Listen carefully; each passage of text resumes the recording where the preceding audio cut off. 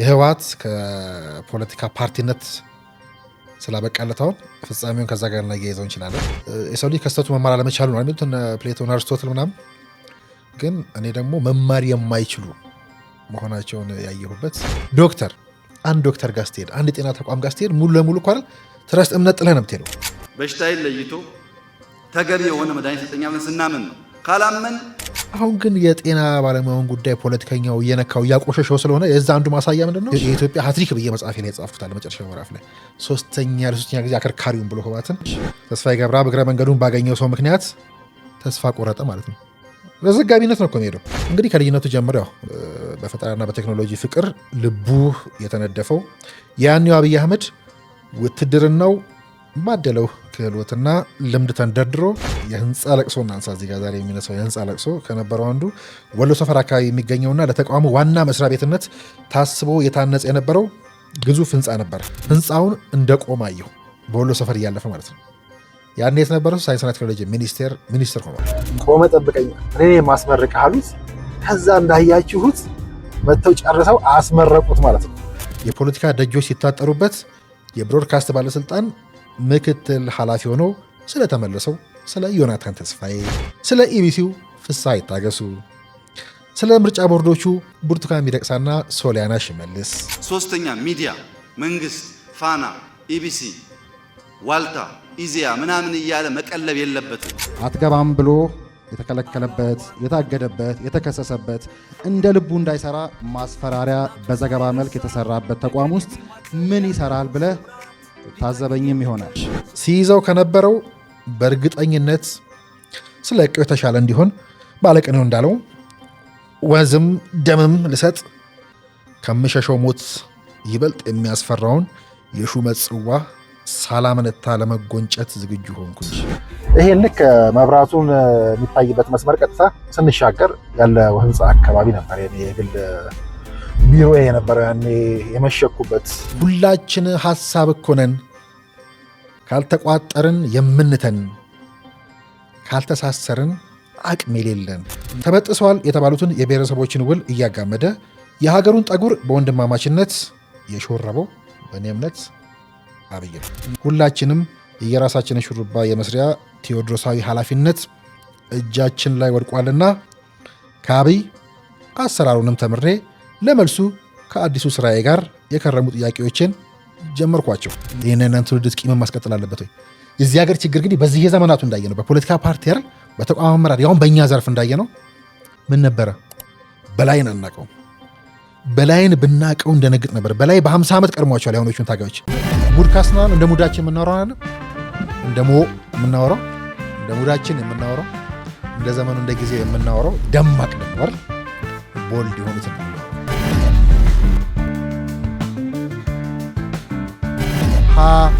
ከድህነቱ የከፋው ድህነት ሀብታችን አለማወቅ የምንለው በተለይ የሚዲያ ጉዳዮቻችን እዚህ ሀገር ያለው ፖለቲካ ሚዲያ ላይ የሚካሄድ ነው። በተለይ ደግሞ አሁን የምንገናኝበት ይሄ ዲጂታል ሚዲያው ላይ ያለ ጦርነት ነው።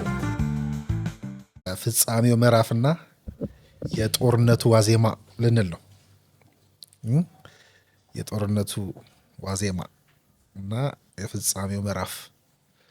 ይህ የፍጻሜው ምዕራፍ ወደ ትኩስ እናድርገው። ዛሬ ከተባለ ትኩስ አይደለም። ብዙዎቻችሁ የምትጠይቁኝ ነው። ብዙዎቻችሁ ብቻ ሳትሆኑ ብዙ የሀገር ውስጥ ሚዲያዎች ዝም ብለው ለማሽቃበጥ ከነገሮቹ ከተቡ በኋላ የሚጠይቁኝ ጉዳይ ለየትኛው ሚዲያ ማውራት ፈቃደኛ ያለው የምልበት ጉዳይ ነው። እነ ኢቢሲ ፎረም፣ ሌሎችም የውጭ ሚዲያዎችም እንድናወራ የሚፈልጉበት ጉዳይ ግን ብዙ የማውራት ፍላጎት የለኝም እያልኩ የምገፋቸው ጉዳዮች የሚነሱበት ነው። ስለዚህ ትኩስ እናድርገው ከተባለ አሁን ስለ ጦርነቱ ዋዜማ አሁን ምናልባት ህወሓት ወደ ጦርነት ሊገባ ይችላል ከተባለ ስለ ጦርነቱ ዋዜማ ልናወራ ነው። ባለፈው ስላበቃው የጦርነት ዋዜማ ላወራ ነው። የትግራይ ጦርነቱ ያበቃበት የተጀመረበት ጦርነቱ ዋዜማ ላነሳ ነው። የህወሓት ከፖለቲካ ፓርቲነት ስላበቃለት አሁን ፍጻሜውን ከዛ ጋር እናያይዘው እንችላለን።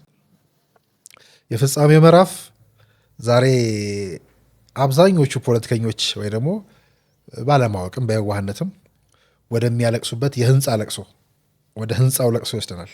ወደ ግንባታ ለቅሶ፣ ወደ ኮንስትራክሽን ለቅሶ፣ በዛውም እኔ አምባ እምለው መጽሐፍ ውስጥ አብዩ አምባ ወደሚለው መፋለሚያ እንሄዳለን። በዚህ ሁሉ ውስጥ የማይማሩት ብቻ ሳይሆን መጽሐፌ ላይ ሪዲፋይን ለማድረግ የሞከርኩት አንዱ ነገር ባለፈው እንዳወራኋቸው እዚህም ላይ ስንመጣ የሰው ልጅ ከስተቱ መማር አለመቻሉ ነው የሚሉት ፕሌቶን፣ አርስቶትል ምናምን። ግን እኔ ደግሞ መማር የማይችሉ መሆናቸውን ያየሁበት ኦቨርኦል ግን የኢትዮጵያን ሚዲያ ላንድስኬፕ በተለይ ከኔ ጋር ተያይዘው ነበር ከተጨቀጭቁኝ ነበር። እስኪ ልምድን አካፍለን አውራ ትላላቸው። እኔ ምንም አውራ ልምድ የለኝም። ምንድን ነው ያለፍኩበትን መንገድ ሚዲያውን በዚህ ሁሉ ፍጻሜ ምዕራፍ ብዬ የመጽሐፊ አካል ነው። ስለዚህ የፍጻሜ ምዕራፍ ነው። ግን የፍጻሜ ምዕራፍና የጦርነቱ ዋዜማ ብዬዋለሁ። ዛሬም ልንዋጋ የምንችልበት ዋዜማ አለ። የፍጻሜ ምዕራፍ ደግሞ ያን የጦርነቱ ዋዜማ ላይ ወደ 4 ኪሎ ጉዞ ብዬ ያኔ ትራምፕ ሲፎክር አብይ ስቃል የምልበት አለ። ካስታውሳችሁ ግድቡን አፍርሱት እያለ ትራምፕ የፎከረበት ቀን ነበር። መጽሐፊ የሚጀምረው እሱ ነው። በቃ የዛ ቀን ወደ 4 ኪሎ ቀጠሮ ሲሄድ ማለት ነው። ያ ማለትም ማለት ነው ህወሓት ኢትዮጵያ ላይ ጦርነት ልትከፍት 6 ወይ 7 ወይ 8 ቀን 1 ሳምንት ያልበለጠ ጊዜ የቀረበት ጊዜ ነበር። የጦርነቱ ዋዜማ ነበር ማለት ነው። ያ መጽሐፍ ሲያልቅ የፍጻሜ ምዕራፍ ያልኩት ይሄ ወደ ዋልታ ነ ልክና ተብዬ ሰጠራ ያለው ምዕራፍ ነው። እዚህ ምዕራፍ ውስጥ ነው እንግዲህ ዛሬም ትኩስ አድርጋችሁ ከወሰዳችሁት የህወሓት ፍጻሜም የእኔ ፍጻሜም የመጽሐፌ ፍጻሜም የፓርቲነት የፖለቲካ ፍጻሜያቸውም ይሆናል። ግን የጦርነቱ ዋዜማ ያኔም ነበረ። ትልቁ እናንተ ጋር ሲደርስ ታያታላችሁ። የበኛ መንገድ የምናወራው ነው። ዛሬም ዋዜማው ላይ እንገኛለን የሚለውን ለማንሳት ነው። ባለፈው እንደጀመር ነው ከእሱ ጋር ተያይዞ የሚሄድ የሚዲያ ጉዳይ ነው ይሄም። ከዛ ጥያቄ ብዙዎቻችሁ ታነሳላችሁ ምናምን እኛስ አይደል ባለፈው አለን እኛ እና ምን የተሰጣችሁን እድል ምን ያደረጋችሁበት ወይ ደግሞ እንደ ጋዜጠኛ የምንሰራችሁ እናንተ ልትጠየቁ የምትችሉ ጥያቄ ነውና እነሱን ሁሉ የምንመልስበት ከዛ የኢትዮጵያን የፖለቲካን በሉት የሚዲያ የተቋም የቂም የበቀል ክብ አዙሪት ሁሉ የምናይበት ማለት ነው። አዲስ ነገር የለም ኢትዮጵያ ፖለቲካ ውስጥ እንድትሉ ሁሉ የሚያደርግ ነውና በቀጥታ ወደዛ ከመሄዳችን በፊት ግን በወቅታዊ ጉዳዮች ልንነሳ እንችላለን። የፍጻሜው ምዕራፍና የጦርነቱ ዋዜማ ከመጀመሩ በፊት ግን እንቆቅልሽ ልበላቸው እንቆቅልሽ እንበል እስኪ እና እርስዎ የሚሞክሩት ልል ነውና እንቆቅልህ ምናውቅልህ ነው ይባላል። አንድ ሆንን ብለን እንከፋፈላለን፣ እንታኮሳለን፣ ሄድን ብለን እንመለሳለን፣ ገባን ብለን እንወጣለን፣ ገነባን ብለን እናፈርሳለን፣ ታረቅን ብለን እንከሳከሳለን፣ ደስ አለን ብለን እናለቅሳለን፣ ወፈርን ብለን እንከሳለን። እኛ ማንን? እሺ መንገድ ሰጡኝ። መንገዱ ብንሄደው አላልቅ፣ ዘውዱ ብናየው አልመጣ አለን። እኛ ማንን? መልሱን ያዙት መልሱን ያዙት እና እንቆቅልሽ ኢትዮጵያ ፖለቲካ እንቆቅልሽ ልናይ እንችላለን። እንደው ዝም ብለን ዘው ብለን ወደ ፍጻሜ ምዕራፍ ከመግባታችን በፊት ያለንበትን ወቅታዊ ጉዳይ ማንሳት እንችላለን። ባለፈው ላነሳናቸው ጉዳዮች አንዳንድ እያነበባችሁ ሁሌ የምንቀጥለው ጉዳይ ስለሆነ ይሄ እያነበባችሁ የምትቆዩት ለምሳሌ ቀጥታ ወደ እኛ ጉዳይ እናምጣውና ለነጻነታችን እንዋጋለን ስንል ወደ ግብፅ እናምጣው ብለን ነበራል። ስለዚህ ሃይድሮፖለቲክስ ኢን ዘ ናይል ቤዚን ዘ ኬዝ ኦፍ ኢትዮጵያስ ግራንድ ሬኔሳንስ ዳም የሚል አንድ ፔፐር ብታነቡ ሪኮመንድ አደርጋችኋለሁ። ሌላኛው ደግሞ ዘ ግራንድ ኢትዮጵያ ሬኔሳንስ ዳም ኤንድ ዘ ናይል ቤዚን ከዛስ ኢጂፕትስ ሚዲያ ፍሬሚንግ ኦፍ ዲ ኮንፍሊክት የምትል አንድ ፔፐር አለች። ይችን ማንበብ ትችላላችሁ። ጆርናል ኦፍ አፍሪካን ሚዲያ ስተዲስ ነው። ከዛ ደግሞ ኢጂፕትስ ሶፍት ፓወር ኤንድ ሚዲያ ዲፕሎማሲ ኢን ዘ ናይል ቤዚን ዲስፒዩት የሚል ይህም የሚድል ኢስት ጆርናል ጽሁፍ ነው። ብታነቡ ታሪፍ ነው። ሃው ኢጂፕት ኢዝ ዩዚንግ ሚዲያ ቱ ዌጅ ዋር አጌንስት ኢትዮጵያስ ዳም የሚል ይህም የአልጀዚራ ነው። ብታነቡ ታሪፍ ነው ብታዩት። ከዛ ኢጂፕትስ ፕሮፓጋንዳ ዋር ኦቨር ዘ ናይል ኢጂፕሽያን ሚዲያስ ሮል ኢን ዘ ስኬሌቲንግ ቴንሽንስ ኦቨር ዘ ገርድ እነኝ ብታነቧቸው ብታዩቸው ዘ ኢንፎርሜሽን ዋር ኦቨር ዘ ናይል። ከዛ ደግሞ ኢጂፕትስ ሚዲያ ኦፌንሲቭ አጌንስት ኢትዮጵያ የሚል አለ። እንዲህ እነኝን እንግዲህ አለ አሁን ሰንበትም ከፊታችን ስላለ እያየናቸው ብንቆይ የምላቸው ጉዳዮች ናቸው። የሐኪሞችን ጉዳይ እንዴት ያያችሁት ነው? የጤና ተቋማትን ጉዳይ እና የዛሬ ጉዳዩ አዲስ ከመሰላችሁ ምናልባት 5 ዓመት በፊት 6 ዓመት በፊት መሰለኝ አይደል ኢትዮጵያዊ ሐኪሞችሽ ታመሙልሽ የሚል ጽሁፍ ነበረኝ አስታውሳለሁ። ሐኪም ያስፈልገዋል የሚል አስታውሳለሁ። ዘመናዊ ዶክተር፣ ባህላዊ ሐኪም የሚል እንዲሁ ከመሪው ጋር ውዝግቡ ከነሱ ጋር ስለነበረ አሁን ግን ያው የራሱ ኮንቴክስት አለው። አሁን ሲመጣ እየተቀየረ በራሱ ሊሄድ ይችላል። ግን ፍሬም ስታር ሰሞኑ ስነካኩት እያየው ነው። አሪፍ ነው። ግን የራሳችን አይን ማየት ጥሩ። መጀመሪያ በንጹህ አይን ማየት ነው ማለት አይደለ? ሐኪም ጤና ራሷል ትልቅ ነገር ነው፣ የገዘፈ ነገር ነው አይደል? ግን ያው በሽተኛ ሲነካው ደግሞ ያሳዝናልም አይደል? ይቆሽሻልም፣ ጤና መሆኑ ይቀራል ማለት ነው። ስለዚህ ከፖለቲካም ደግሞ የኢትዮጵያ ፖለቲካ የሚለው የኢትዮጵያ ጭቃ የሆነ ጭቃ ይሆናል ማለት ነው። ግን በልኩ መታየት አለበት ብዬ አስባለሁ። እና ሰዎች እውነተኛ ብሶት አላቸው፣ ምንም ጥያቄ የለውም። ወይ ደግሞ እውነተኛ ብሶታቸውን እያሰሙ ያሉ ያው በትምህርት ጉዟቸው ውስጥ ማርካሚ ትምህርት ተጉዟል። እድሜ ልካቸውን ደሞዛቸው ዝቅተኛ መሆኑን እያብራሩ ነው። ግን እኔ ከደሞዝ ጋር ብቻ መያያዝ አለበት ጉዳይ ብዬ አላስብም። ምንድን ነው እርካታ ደሞዝ አይከፍልም ምናምን የሚል አሁን ይሄ እኔም ብትጠይቁኝ የዶክተር እንትና ነው ብዬ አላስብም። አንድ ዶክተር ይመጥነው መፈክር አለ ማለት ቤት ኪራይ መክፈልም እርካታ ሊሰጥ እኮ አይችልም አይደል? ግን ዶክተር በዛ የሚለካ ነው፣ በደሞዝና በሆድ ብቻ የሚለካ ነው። ራበን ተብሎ የሚለካ ነው። ዶክተርስ ሮቦትን ከረሃብ ጋር እያያዝክ የምትሳለቅበት ሙያ ነው። የተከበረ ሙያ እኮ ነው። እኔ ከምንም በላይ የሚያሰጋኝ አሁን ባለውበት ደረጃ ትረስት የሚባለው ነገር እንደ ሀገር የተሸረሸረ መጥቷል። በተለይ መንግስትነት ብለው ነገር አለ። መንግስት ስለ መንግስት እያወራል፣ ስለ ፓርቲ እያወራል። መንግስትነት እንደ ሀገር ስለ ተቋሙ ስለ ሲስተም ስናወራ እነኛ ጉዳዮች ላይ በእያንዳንዱ በእምነቶቻችን ላይ ትረስት ስናጣ ሀገር እንደ ሀገር ይቀጥላሉ። ከምን በላይ ደግሞ ለምሳሌ ሕክምና አይደል አንድ ዶክተር ጋር ስትሄድ አንድ የጤና ተቋም ጋር ስትሄድ ሙሉ ለሙሉ እኮ አይደል ትረስት እምነት ጥለህ ነው የምትሄደው። ተቋማት ሲታመኑና ሳይታመኑ ያለውን ችግር ደግሞ ማየት ጥሩ ነው።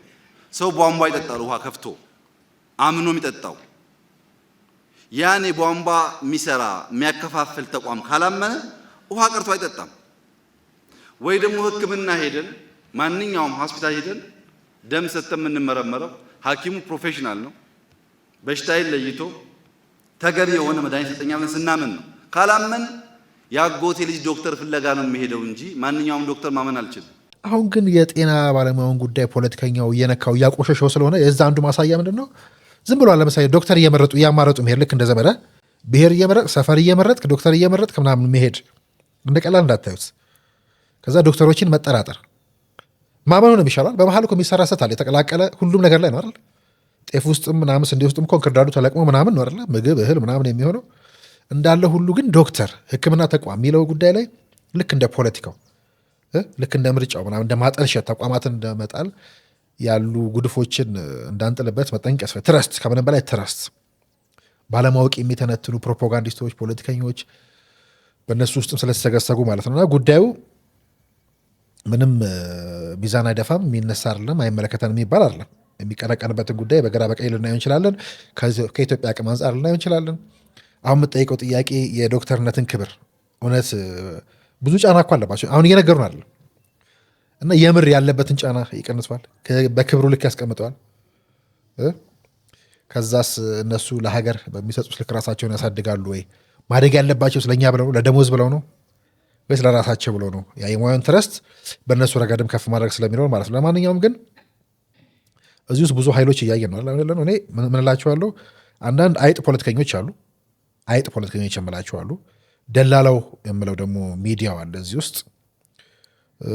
ድመት በቀደደው ደግሞ ሾልከው ለማለፍ ሲሯሯጥ የምናያቸው ሲያጋግሉ እየተወያዩ ለማየት የሚሞክሩ እንደዛ መታየት እንዳለበት የሚናገሩ ይህን አሻሽላለሁ እያሉም የሚናገሩ ወይ ደግሞ እንደዛ የሚያስቡ እንደዛ የሚሰሩ እንዳሉ አውቃለሁ። በዛው ልክ ደግሞ ጥፍራም የምለው የመንግስት ክንፍ ደግሞ አለ። እንደዛው ትንሽ ጉዳዩን አለማ የኢትዮጵያ ጠላቶች ሴራ ነው ምናምን በሏቸው ደፍጥጧቸው የሚል ግን እሱ ወደዛ ወደምንፈልገው መንግስትም ሀገርም የጤና ባለሙያ ተቋማቱም የሚፈልጉትን መፍትሄ የማያመጣ ማለት ነው። ስለዚህ አድማው ተደርጓል። እንዲሁም እያከሸፉባቸው ነው ብዬ አስባለሁ አይደል? በተሟላ ሁኔታ መካሄድ አልቻለም። በተሟላ መልኩ መካሄድ ካልቻለ ደግሞ ሙሉውን ምስል ያደበዝብ። ለምን የደበዘዘው ካለ እነኝ ኃይሎችን እዛ ውስጥ ማየት ይገባል ብዬ አስባለሁ። ጉዳዩን በደፈና ከምናየው በተቻለ መንገድ እንደ ሚዲያ ባለሙያ እያሰላሰልን የሀገሪቱ አቅም ምንድን ነው፣ የጠና እንደሆነ አውቃለሁ በፊትም አክቹዋሊ። ግን የጤና ባለሙያ ብቻ ሳይሆን የጤና ተቋማቱና ባለሙያዎቹ ችግር ራሱ እንደ ሀገር ምንድን ነው ሁለገብ ካልሆነ በሁሉም ዘርፍ የሚፈታ ካልሆነ ችግሩ አንዱን ችግር ብቻ በመፍታት ደሞዝ በመጨመር አታመጣውም። እንደተባለ እኮ ነው ዶክተርን በደሞዝ ብቻ አትለካው አይደለ? የተማሩበትን ልክ ያሳለፉትን ጊዜ ልክ ምናምን። ስለዚህ አደባባይ የመጣው ጥያቄና ከማን ጋር የምታጣብቀው ጉዳዩን ከበሽተኛ ጋር እያጣበቅ የጤና ባለሙያ ነኝ ካልክ ራስን እያረከስክ ነው ማለት ነው። የጤና ተቋማቱ ባሉበት ቦታ እንዳይደርሱ የሚባሉ ሰዎች ያንተን አጀንዳ እንዲያቀነቅሩ ካደረግ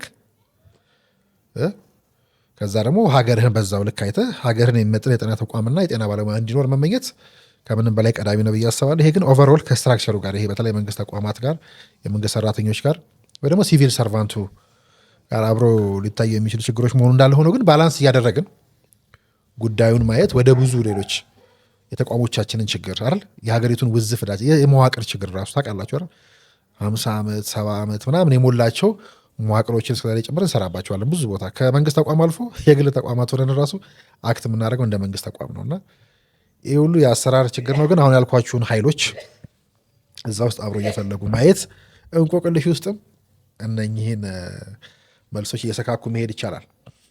ለማንኛውም ዛሬ የሰንበት መዳረሻም ስለሆነ እንዳልኳችሁ ስልጠና ብቻ ተብሎ ዝም ብሎ የሚሰጥ ሳይሆን እስከዛሬ ሰለጠን ነው ምን አደረግንበት? እስከዛሬ ሰራን መረመር ነው ወይ የሰራ ነው ምን ነበር? እድገቱ ምንድን ነው? ውጣ ውረዱ ምንድን ነው? እዛ ውስጥ የተመሳሳይ መንገድ ነው። ለዛ ነው ሪዲፋይን ማድረግ የሚያስፈልገው አካሄዱ መቀየር አለበት የማስበው። ስለዚህ የፍጻሜው ምዕራፍን ጀምረዋል። የፍጻሜ ምዕራፍ እንደተባባልነው ቅድም ስለ ዛሬያችን በደንብ ይናገራል። ዛሬ የምናየው የህንፃ ለቅሶን ይናገራል። ዛሬ የምናየውን የህወሓት ጥፋቶች ሁሉና ዛሬ የደረሰበትን ደረጃ ሞቱን፣ ለቅሶን፣ አለመማሩን፣ መማር አለመቻሉን እናይበታለን። የመንግስት ተቀናቃኞች እናያለን። መንግስትንም እናይበታለን። የብልጽግናውን ፍልሚያ እናይበታለን። ብልጽግና ፓርቲውንም ውህደቱንም የውህደት ፖለቲካውንም እዚህ ውስጥ እናይበታለን። ትላንታችንን፣ ዛሬያችንን ትላንት የጀመርነው ጉዳይ ጋር በሙሉ የሚያያዝ ነው እና የሚዲያው ፓርት አለ እዚህ ውስጥ ፖለቲካውን ድብና አድርገን እናየዋለን። ከዛ የእኛ ሙያና እኛ በዛ ውስጥ ምንድነን ነው እና የራሴ ጆርኒ ብዙ ሚዲያ ፊት የማውራት ፍላጎት ስለሌለኝ ወደፊትም ስለማላወራ በየትኛው ሚዲያ ኢንተርቪው መስጠት ፍላጎት ስለሌለኝ በራሳችን በኩል እስኪ እንየው ነው እና የፍጻሜ ምዕራፍ እንዳልኳችሁ መጽሐፌን ስጨርስ ልክ እኔ ወደ ዋልታ እንድሄድ ጥያቄ ቀረበልኝ ጊዜ ማለት ነው። ያ የፍጻሜ ምዕራፍ ደግሞ ማለት የኢትዮጵያ ሀትሪክ ብዬ መጽሐፌ ላይ የጻፍኩታል። መጨረሻው ምዕራፍ ላይ ለሶስተኛ ጊዜ አከርካሪውን ብሎ ህወሓትን ጦርነቱን የፈጸመበት ጊዜ ነው። የፍጻሜው መጀመሪያ ደግሞ የምለው አዲሱ መጽሐፊያው ምንድን ነው?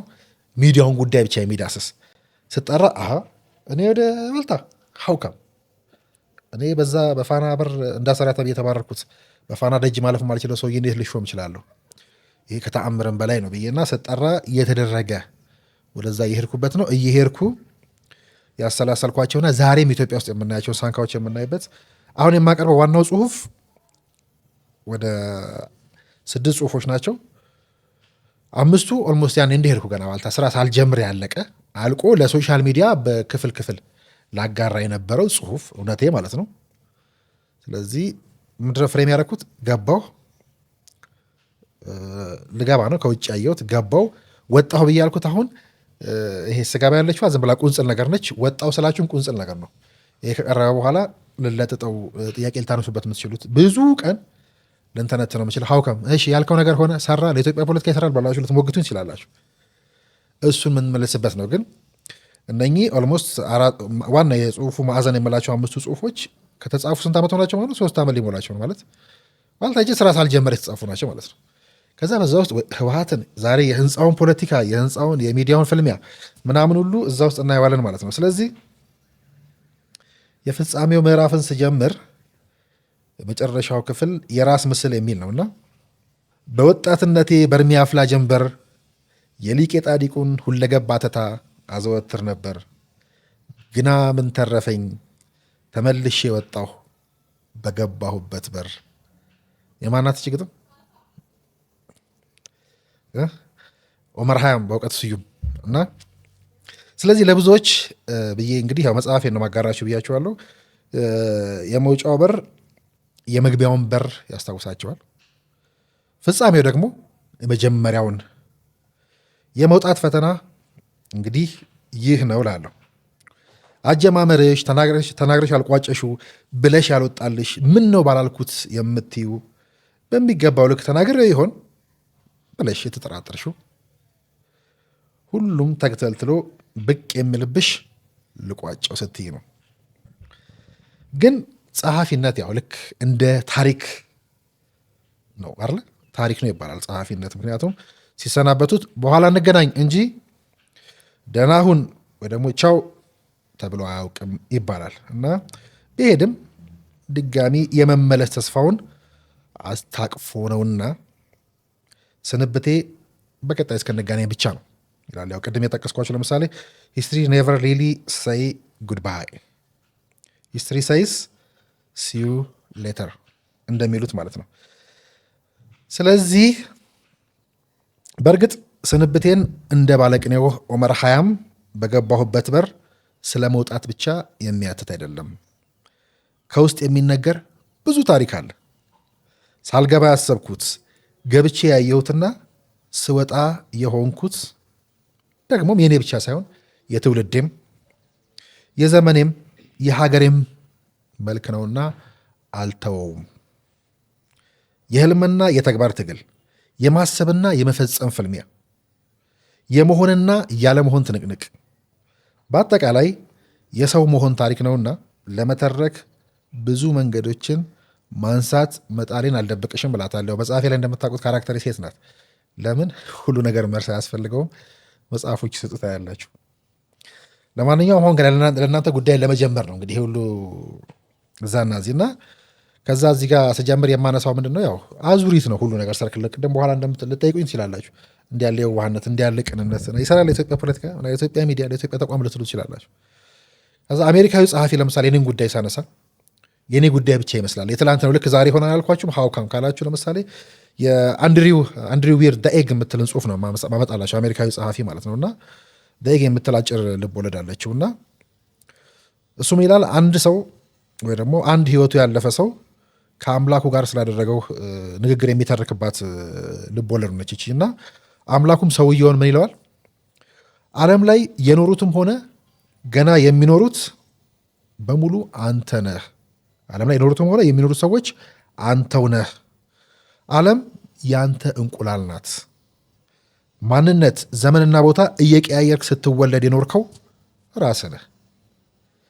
አብርሃም ሊንከንም ሆነ ገዳዩ ጆን ዊልክስ ቡዝ፣ አዶልፍ ሂትለርም ሆነ የፈጃቸው ሰዎች አንተው ራስህ ነህ ይለዋል ፈጣሪ ማለት ነው። ስለዚህ የፍጻሜ ምዕራፍ ብለን የጀመርነው ስለ ሶስቱ መሐመዶች ነግሬያቸው የሚቋጨው ቢሆንም ግን በእርግጥ ታሪኩ ስለ እኔ ብቻ አይደለም።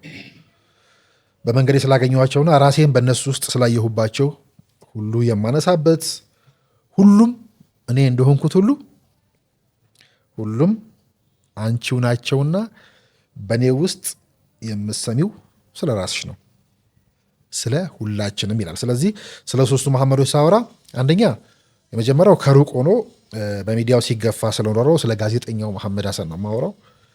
ገብቶ ሚዲያውን ስለመራው ሲኦ መሐመድና ስለተፈጸመው ባለፈውም ብያቸዋለሁ ሞዲያ ብዬ ወደ ራሴ ሪዲፋይ ለማድረግ ሞክር ያለው ራሱን ችሎ ምን ሄደው ሌሰን ነው ለዛ መንደርደሪያ ነው ይሄ ጉዳይ። ስለዚህ ስለተፈጸመው ሞዲያው መሐመድ፣ ስለ ከሳሹ፣ ስለ ተከሳሹና ስለ ዳኛው ነው የምናወራው ማለት ነው።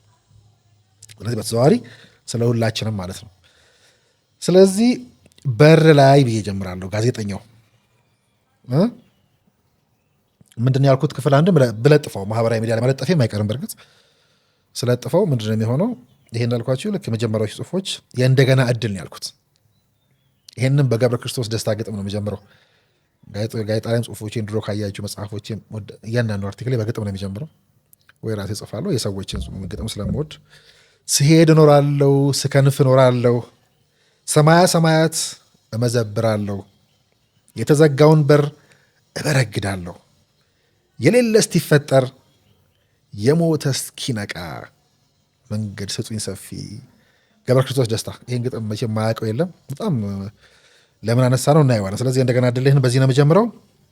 የነፍሴ ጥሬ ካልሽው ከዕጣ ፈንታዬ ተቆራኝቷል ካልሽበት ስፍራ ብትባረሪ አትገቢም ብትባይ ብትታገጂ ምን ታደርጊያለሽ? ታዝኛለሽ? ተስፋ ትቆርጫለሽ፣ ትዝቻለሽ ወይስ አቅመ ቢስነትሽን አምነሽና ተቀብለሽ ትመለሻለሽ? ድንገት ደግሞ አምላክ ፈቅዶ ወደዛች ወደ ተባረርሽባት ሙያና ወደ ታገድሽበት ተቋም በኃላፊነት ተመልሰሽ እንድትመሪው ብትሾሚስ ምን ይሰማሻል?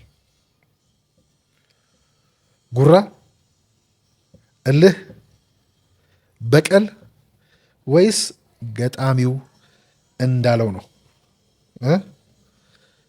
ተበዳይ መናፍስት ታፍነው የኖሩ ወደ አርነት አውድ በድንገት ሲጠሩ ያለ ጠባቂ ዘብ ተከፍቶ ሳልበሩ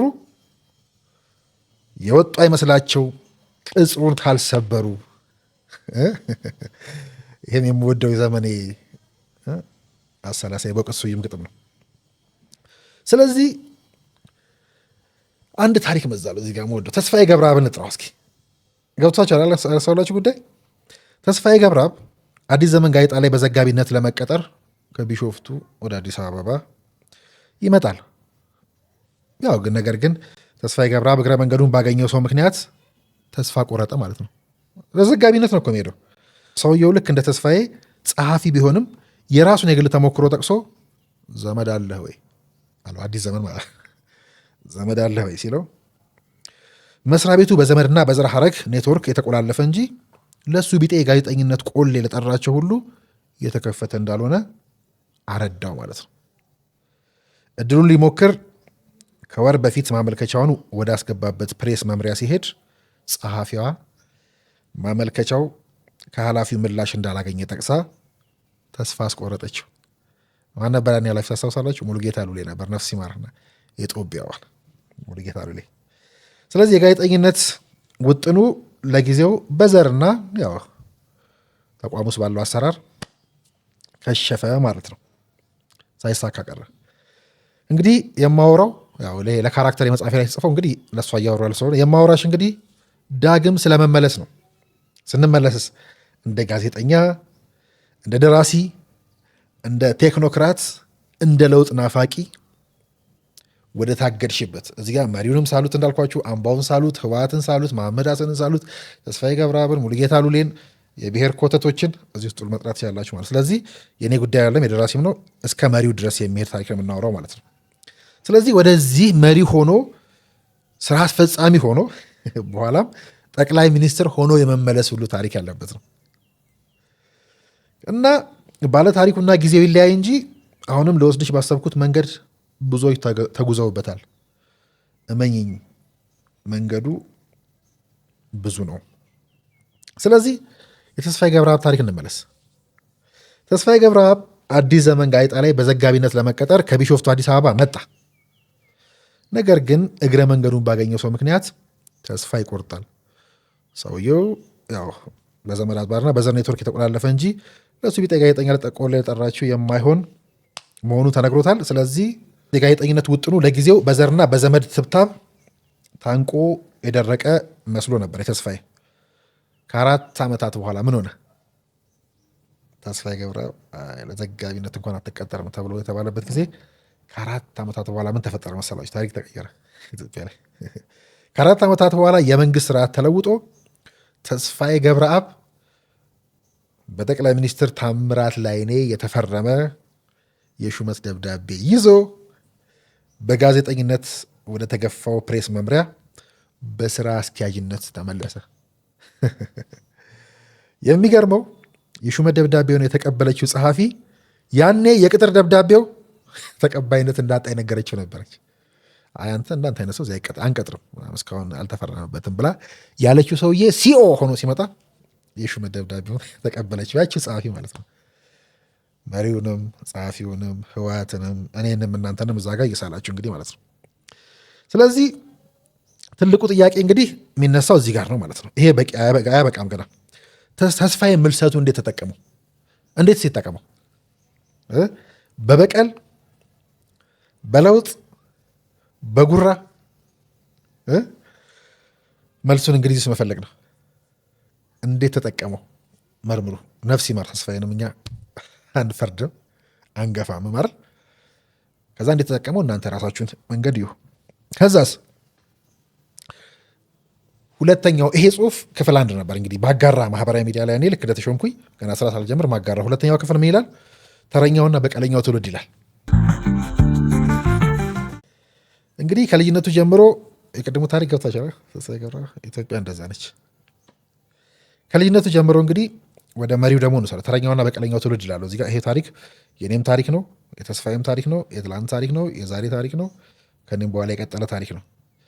ከዚያ ዙሪት ካልወጣች ኢትዮጵያ የሚቀጥል ታሪክም ውስጡ ያለበት ግን መምረጥ የኛ ፋንታ ነው። እስከ ለውጡም እስከ መሪውም እስከ እነ ኢንሳ አምባዎቹም ድረስ ወያኔ ህወሓት ትግራይ ድረስ የሚሄድ ነው ማለት ነው። ስለዚህ ተረኛውና በቀለኛው ትውልድ ሁለተኛው ጽሁፌ ነው።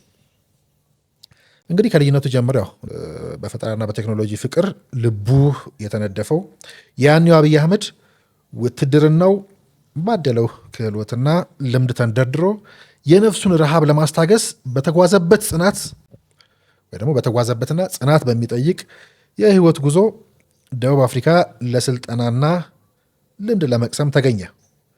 ከዚያም መልስ ከሙያ አጋሮቹ ጋር ለሀገሩ የመረጃ መረብ ደህንነት ኤጀንሲን በገጸ በረከትነት አበረከተ ማለት ነው። ከዛ ባገኘው ልምድ ልቡስ በሰነቀው ራዕይ ምናምን ጭምር ነበር ያን ያበረከተውና ተቋሙንም እንደገዛ ልጁ በመቁጠር ጠቅላይ ሚኒስትር መለስ ዜናዊ እስኪጎመዡለት ድረስ ይሄ መጽሐፌ ላይ አብዩ አምባ የምለው ግዙፉ ቨርቹዋሉ ምዕራፍ የምለው ብዙ 100 ገጾችን የሚይዘው ምዕራፌ ቁንጽል ማለት ነች። ስለዚህ መሪው ታስታውሳላችሁ፣ ጠቅላይ ሚኒስትሩ አሁንም ስለሳቸው ሲያወሩ የህወሓት ሰዎችም አብረዋቸው የነበሩ ባለስልጣናትም በኔጌቲቭም በፖዚቲቭም ሲያወሩ ታውቃላችኋል። እንዴት እኔ የምመራው ብሎ የጎመዡለት ተቋም አደረገው ማለት ነው አብይ አህመድ።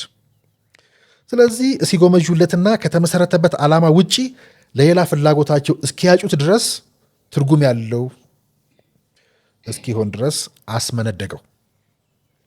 የህልሙን ትልቀት የነገ መዳረሻው ያሰጋቸው ጠላቶቹ ግን በሽልማትና በእድገት ፈንታ በሴራ እንደ ልጅ ከሚንከባከበው ተቋም አባረሩት ማለት ነው። አብይ ታውቃላችሁ ተባረረ። ስለዚህ አብይ በትልቁ የኢንሳ ህልም ውስጥ ከተከላቸው ጅማሮዎች ውስጥ አንዱ የነበረው የህንፃ ለቅሶ እናንሳ። እዚህ ጋር ዛሬ የሚነሳው የህንፃ ለቅሶ ከነበረው አንዱ ወሎ ሰፈር አካባቢ የሚገኘውና ለተቋሙ ዋና መስሪያ ቤትነት ታስቦ የታነጸ የነበረው ግዙፍ ህንፃ ነበረ። አሁን ይህን ጉዞ እንዳልኳችሁ የአቅም ጉዳይ ምናምን ሆኖ እንጂ ከእናንተ ጋር ራሱ ማውራት ፈልገው ልክ የሆነች ኮስተር መኪና ይዘን ከታሪክ መነሻ ያኔ በኋላ የምናየው ፍጻሜ ምዕራፍ ሄሎ ተቋምራ የሚለው መጨረሻው ጽሁፍ እስከደረሰኝ ጊዜ ድረስ ከጀሞ አካባቢ ጀርመን አካባቢ ብንነሳ ነበር መወደው። በእርግጣው ለእናንተ ከማድረሴ በፊት አሁን ማወራቸውን ፖይንቶች በሙሉ አንስቻቸዋል። አብዱሻው እንደሚያሳዩን የቀነጨቡ መነሻዎቹን በሙሉ አንስቻቸዋል። ሲደወልኝ የት ነበርኩኝ? ከፊት ለፊት የምታዩት መስመር ምናልባት ድሮ በተለምዶ ጀርመን አደባባይ ይባላል። በእርግጥ አሁን አደባባዩ ፈርሷል፣ የለም። ጀርመን አደባባይ ፈርሶ ባዶ ሆኗል። በሱ መስመር ነው እየሄድን ያለ ነው። ጀርመን አደባባይ ተሻግሮ ያለው አካባቢ ነበረ የግል ቢሮ የነበረው ያኔ ከ2 ዓመት በፊት ታህሳስ ወር ላይ ሲደወልልኝ እዚህ አካባቢ ነበርኩ ማለት ነው። እንድታዩት ነው እና ታሪኩን የፍጻሜ ምዕራፍ ነጥቦቹን ደማቆቹን እያገጣጠምን እንድንሄድ ፈልጌ ነው። ስለዚህ የፍጻሜ ምዕራፍ መነሻ የነበረው ከዚህ አካባቢ ነው ማለት ነው። በሉ እናንተ ሂዱ እኛም ወግ ደረሰን ብለን ያልንበት የጀመርነው ይህ የፍጻሜ ምዕራፍ ወደማይወስደን ቦታ የለም፣ የማይነካው ነጥብ የለም። ይሄን ልክ መብራቱን የሚታይበት መስመር ቀጥታ ስንሻገር ያለው ህንፃ አካባቢ ነበር የግል ቢሮ የነበረው ያኔ የመሸኩበት የተደበቅኩበት ቢሮ። ከዛውን የማነሳው በወሎ ሰፈርም እያነሳው በየመሃሉ ማከላቸው ይሄ ቀደመው 3 ዓመት ሊሞላ ያለ ጽሁፍ ነው ብያቸዋለሁ። እየነደረው የሚሰማኝን ስሜት የሰዎችን ያለመማር ልክም ደግሞ ምናልባት 2006 እኔ ያገኘኋቸው 78 9 አለ ወደዛ ሄዱት 8 በኋላ ነው ወደ ሚኒስትሪ ሄዱት። ስለዚህ የሳይንስና ቴክኖሎጂ ሚኒስቴርን እያስጨረሱ በነበረበት ጊዜ እያለፉ ነው በዚህ መንገድ ላይ። እሱኛው 2010 ኦሮሚያ የሄዱበት ጊዜ ነው። ስለዚህ ከህንፃው ግን ተጀምሮ ከቆመ ያኔ መጥቶ ሲመረቅ ከ13 ዓመት በኋላ ነበር ያስመረቁት። አሁን 2-3 ዓመት ጨምሩበት። እሳቸው ራሳቸው ጀምረውት አስቁሟቸው ሄደው ስቲክን መስርተው ከስቲክ ሳይንስ መጥተው ከሳይንስ ኦሮሚያ ሄደው እንዳሉት መጥተው መሪ ከሆኑ በኋላ ያኔ ኢንሳን ሲመሰርቱ የሰሩትን ኦፊስ ነው ድጋሜ የጨረሱት ማለት ነው። ቆመ ጠብቀኝ እኔ ማስመረቅ አሉት። ከዛ እንዳያችሁት መጥተው ጨርሰው አስመረቁት ማለት ነው። ዛሬ በመኝም ግን ከስንት በፊት ነው 5 ወር 6 ወር በፊት የቀረጽኩት እሱን ቀረጻ እያየን በምናብም ቪዥዋልም እያየን አብዱ እንደሚያሳየን እያየን መሄድ እንችላለን። ስለዚህ ይሄ ወሎ ሰፈር አብይ አቁሞ ኢንሳ ስለ ኢንሳ ነው የማወራው። ስለዚህ መስሪያ ቤትነት ታስቦ የታነጸ የነበረው ግዙፍ ህንፃ ነበረ። አብይን ከተቃውሞ የገፉ ሰዎች ያው እንደሱ ህልማቸው ክንፍ አልነበረውም እና ህንፃው ተጀምሮ በነበረበት እንደቆመ ቀረ።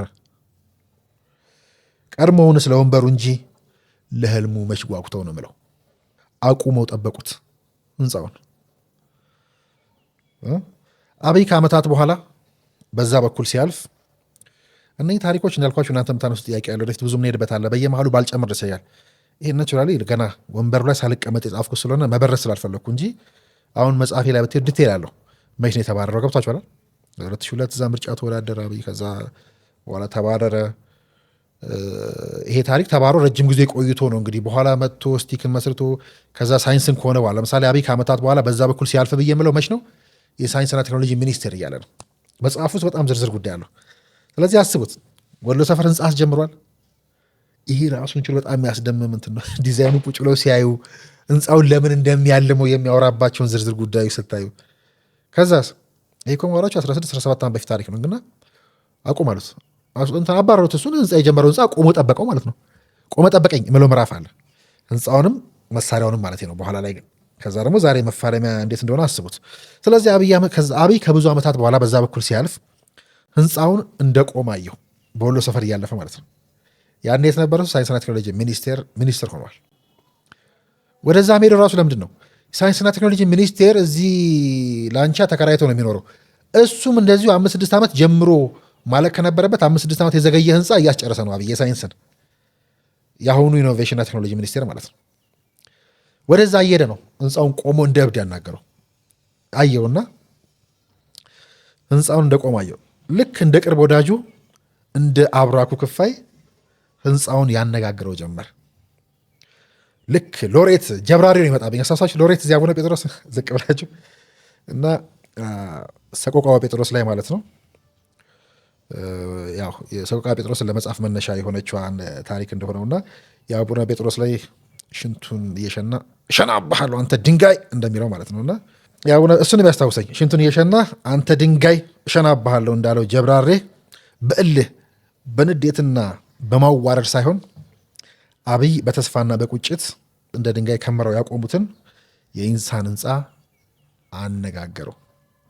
የምር እንደዚህ ቆሞ መኪና ውስጥ ሆኖ እንደዚህ ቆሞ ነው ያወራውና አንተ ህንፃ አሁን ቆመህ ትጠብቀኛለህ አይደል? ቆመህ ጠብቀኝ እኔ ሆነ ማስመረቅ ብሎ ታለፈ። መች መሆኑ ነው? ይሄ እንደ አጋጣሚ ሆኖ 2009 ምናምን ነው ይሄ ታሪክ የሆነው። ኤግዛክት እንትኑ ቀኑ አለች መጽሐፉ ላይ 2009 ይሄ ሆነ። ገና ሳይንስን ያስጨረሰ ነው። ከዛ ወዲያው ደግሞ ከዛ ያባረሩ ታውቃላችሁ። 2008 7 6 7 8 እዛ ሄደ 9 ከምናምን ደግሞ ወደ ኦሮሚያ መልሰው ላኩት። ወዲያው ነው የመጣው እኮ። ከዛ መች ነበር ያስመረቀው? እናንተ ድረሱበት እንግዲህ ከዛ ኢንሳን። ስለዚህ ከስንትና ስንት ዓመታት በኋላም ቆመህ እኔኑ ትጠብቀኛለህ አይደል? አይዞ እኔው ነኝ አስጨርሼ የማስመርቅህ። እስከዛው ቆመህ ጠብቀኝ ባለህበት። ቦሌ ወሎ ሰፈር አካባቢ አሁን ህንፃው ከቆመበት ማዶ አሻግሮ እየተመለከተ በተስፋ ተመኝቶለት ሄደ ማለት ነው። እንግዲህ ይህ ከሆነ ከዓመታት በኋላ ዶክተር አብይ 4 ኪሎ ገብቶ ያንን ቆሞ የጠበቀውን ጅምር ህንፃ በጥራት አሰርቶ ሲያስመርቅ የገፉት ሰዎች ሳይቀሩ በቴሌቪዥን መስኮት ተመለከቱ። የተገፋው ሰው ተመለሰ። ያን የተገፋው ተስፋዬ ተመልሶ ነበር በእርግጥ። አሁን ደግሞ የተገፋው መሪ ተመለሰ። ሊበቀል ሳይሆን በእኔ እምነት ሊጨርስ ብዬ ማሳያውን ሊጨርስ ቅጥር ሊያፈርስ ሳይሆን ሊያድስ ሲመለስ ከትልቅ ኃላፊነት ጋር ተመለሰ ማለት ነው። እንግዲህ ይህ እንግዲህ እንዳልኳችሁ ቅድም አሁንም እዛ ተስፋዬን እዚህ መሪውን አነሳን በእኔ ጉዞ በኩል አድርገን፣ ግን ይህንን ከትውልድ አጋሪዎች ወይ ደግሞ ዘመኔን ከሚጋሩ ሰዎች ጋር እያየ የተወሰኑ ጠቅሳቸው ሰዎች አሉ እዚህ ጽሁፍ ላይ። ለምሳሌ በሰማያዊ ፓርቲ በኩል የፖለቲካ ደጆች ሲታጠሩበት የብሮድካስት ባለስልጣን ምክትል ኃላፊ ሆነው ስለተመለሰው ስለ ዮናታን ተስፋዬ፣ ስለ ኢቢሲው ፍስሐ ይታገሱ፣ ስለ ምርጫ ቦርዶቹ ብርቱካን ሚደቅሳና ሶሊያና ሽመልስ ወዘተ ወዘተ ባወጋሽ የምታገኘው ሰው የማይገፋበት ሲከለከሉ ሌላ የማይከለከልበት፣ በግፍ ሲባረሩ ባለሙያ በግፍ የማይባረርበት፣ ድምፃቸው ሲታፈንና ሲጭበረበር ፍትሐዊ ነፃና ገለልተኛ ተቋም ለመመስረት በታላቅ ኃላፊነት ተመለሱ። በዚህ ውስጥ እንግዲህ ማየት ነው ዘመናችን። ያው ይህ የትውልዴ ታሪክ ነው ብዬ ነው የማስበው። ያው የእኔ ትውልድ እንዲል ሮፍናን ኑሪ ማለት ነው። ስለዚህ ከመተቸት በቀር ምንም አታውቅም፣ ማውራት እንጂ መስራት አትችልም የተባለው ትውልድ ማለት ነው። ማለቃቀስ፣ ስልጣን መፈለግ እንጂ መስራት አታውቅም ተብሎ የተኮነነ ትውልድ ማለት ነው። ስልጣን ብትይዙ እናንተም ያው አንድ ናችሁ፣ የተለየ ነገር አትፈጥሩም የተባለው ትውልድ ተራው ደረሰበት። ተረኛው ትውልድ፣ ተረኛዎቹ እኛ። ካስታውሳችሁ ይሄኛውንም ጽሁፍ አሁን የምታስታውሱት ይሄ ጽሁፍ የ3 ዓመት በፊት እንድጻፍ የምታውቁት የኤደብሊው አዲስ ዋልታ ኢናጉሬሽን መች ነበረ? ሀያት ሪጀንሲ እየነዳው ይህን ጽሁፍ ራሱ እየነዳው ዝም ብዬ ለራሴ የሰማው ስመጣ አሁን የምናየው ቪዲዮ ላይ አይደል ሀያት ሪጀንሲ ጋር ስደርስ ደግሞ ይህ ጽሁፍ ነው ትዝ የሚለኝ። ኦርደሩ ትክክል ይሆናል አላውቅም። እና ካስታውሳችሁ እሱን ጽሁፍ መለስ ብላችሁ ቪዲዮ ነው ያቀረብኩትን ንግግር። እስካሁን በነገራችን ላይ የፍጻሜ ምዕራፍ ሳነሳ የነበረው ልክ ሀያት ሬጀንሲ ጋር ስደርስ አሁን ትዝ ብሎኝ ነው። የአዲስ ዋልታ ኢናጉሬሽን ማለት ነው አመት ከምናምን አይደል? አዎ እዛ ላይ ራሱ በከፊል ያነሳዋት ቀንጭበን እናሳያችኋለን የፍጻሜ ምዕራፍን። ምናልባት አሁን የማቀርበው ንግግር ቀጥታ መልእክቱ በመካከላችሁ ሆኖ ለሚያየኝና የቱ ጋር እንደተቀመጠ ለማላውቀው አንድ ወጣት ጋዜጠኛ ነው። ሀገሩን የሚወድ ሚዲያ ለሚያከብርና ብዙ ማገልገል ምኞትን ይዞ ከአዲስ አበባ ዩኒቨርሲቲ በስነ ጽሁፍ ገና ከመመረቁ ይህንን ፕሮግራም ሊታደም ከመካከላችሁ ቁጭ ያለ ልጅ እግር ነው። በእርግጥ ለመጨረሻ ጊዜ ያገኘሁት ከ15 ዓመታት በፊት ነበር። መሐመድ ሐሰን ይባላል። ይህ መልእክት ለሱና ለትውልድ አጋሮቹ በሙሉ ነው። ወጣት መሐመድ ምናልባት እኔን እዚህ መድረክ ላይ ቆሜ የዋልታን አዲስነት የአዲስ ዋልታን ሳበስር ስታየኝ ትናደድ ይሆናል፣ ትገረም ይሆናል፣ ወይም አትሰማኝ ይሆናል። ትናንት የተዘጋበት ሚዲያ ውስጥ ምን ይሰራል ትለኝም ይሆናል። አትገባም ብሎ የተከለከለበት፣ የታገደበት፣ የተከሰሰበት እንደ ልቡ እንዳይሰራ ማስፈራሪያ በዘገባ መልክ የተሰራበት ተቋም ውስጥ ምን ይሰራል ብለህ ታዘበኝም ይሆናል። ያልከው ሁሉ በእኔም ሆነ በእኩዮቼ ደርሷል። እውነትህን ነው። ነገር ግን እውነቱ ከፊል ነው። ገና ልትበር ያለች ወፍ ክንፏን እንደተመታች እድሜያችን ለአቅመ ጋዜጠኝነት ደርሶ እንደየእግሮቻችን፣ እንደየአቅማችን፣ እንደየእውቀታችን ልንራወጥ ገና ከመነሳታችን መንገዶቻችን ሁሉ በእሾህ ታጠሩ። ጥሩ ይጓዛሉ ብለን አርአያ ያደረግናቸው ቀደምቶቻችን በተራመዱ ቁጥር ሲያነክሱ፣ በረገጡ ቁጥር ሲያጎነብሱ፣ በቀደሙ ቁጥር ደም ሲያፈሱ ብናይ ጥርሳችንን ነከስን። መንገድ ከዘጉብን ጋር እልህ ተጋባን። የምንወደውን ጋዜጠኝነት ጎዳና የሚያስኬድ የማያስኬድ የማያራምድ ብለን ደምድመን መንገድ ጠራጊ መሲህ ስንናፍቅ ኖርን። ወጪ ወራጁን ተስፋ ብናደርግ የሚሄድ የሚመጣውን ብንደገፍ ማን መንገዱን ሊያቀናልን አልቻለም። ማንም ይህንን መንገድ እርግጥም ነው አላቀናው። ስህተቱ ለካ የኛም ነበር። ከኛ ከራሳችን ውጪ ተስፋ የሚጣልበትና መንገዱን የሚያቀና ማንም አልነበረም ለካ። ኦልሞስት እዛ ላይ የቀረበው የዚህ ጨመቅ ጽሁፍ ነው። ይህ ራሱ 2 ዓመት ሊሆነዋል። አዲስ ዋልታ ብለን በይፋ በአደባባይ ከተናገር 2 ዓመት ሊሞላው ነው። ስለዚህ መንገድ ሲዘጋበት ኖሮ የኛው ተረኛው ትውልድ መንገድ ሲዘጋበት ኖሮ እድል ሲያገኝ ለብዙዎች መንገድ የሚከፍት የዘጉበትን ሰዎች ሳይሆን የዘጋበትን ስርዓት ብቻ በጠላትነት የሚፈርጅ እሱ እንደተከለከለው ማንም እንዳይከለከል ሳንካዎችን ነቃይ ከህልም የመገፋትን መራራ ጽዋ የተጎነጨ ነውና ዳግም ማንም የማይገፋበት ስርዓት፣ ተቋም፣ ሞያ፣ ሀገር እንዳይኖር በከፍተኛ ኃላፊነት የተነሳው የኔ ትውልድ ታሪክ ነው። ተረኛው ትውልድ የተረኝነት ኃላፊነት ደግሞ ግለሰቦችን ሳይሆን አፋኝና ገፊውን ስርዓት በስራ መበቀልና ተቋሙንም በፍትህ መገንባት ነው። ተረኛው ተበቃይ ትውልድ፣ ተረኛውና በቀለኛው ትውልድ አላልንም? የእኛ ትውልድ ማለት ነው። ሁለተኛው ጽሑፍ አለቀ ማለት ነው ባጋራችሁ። ሶስተኛው ጽሑፍም ብሎ ይቀጥላል። እኛም ወግ ደረሰን። ያ ሶስተኛው ጽሑፌ ወደ ደበበ ሰይፉ ሊሄዳው ነው።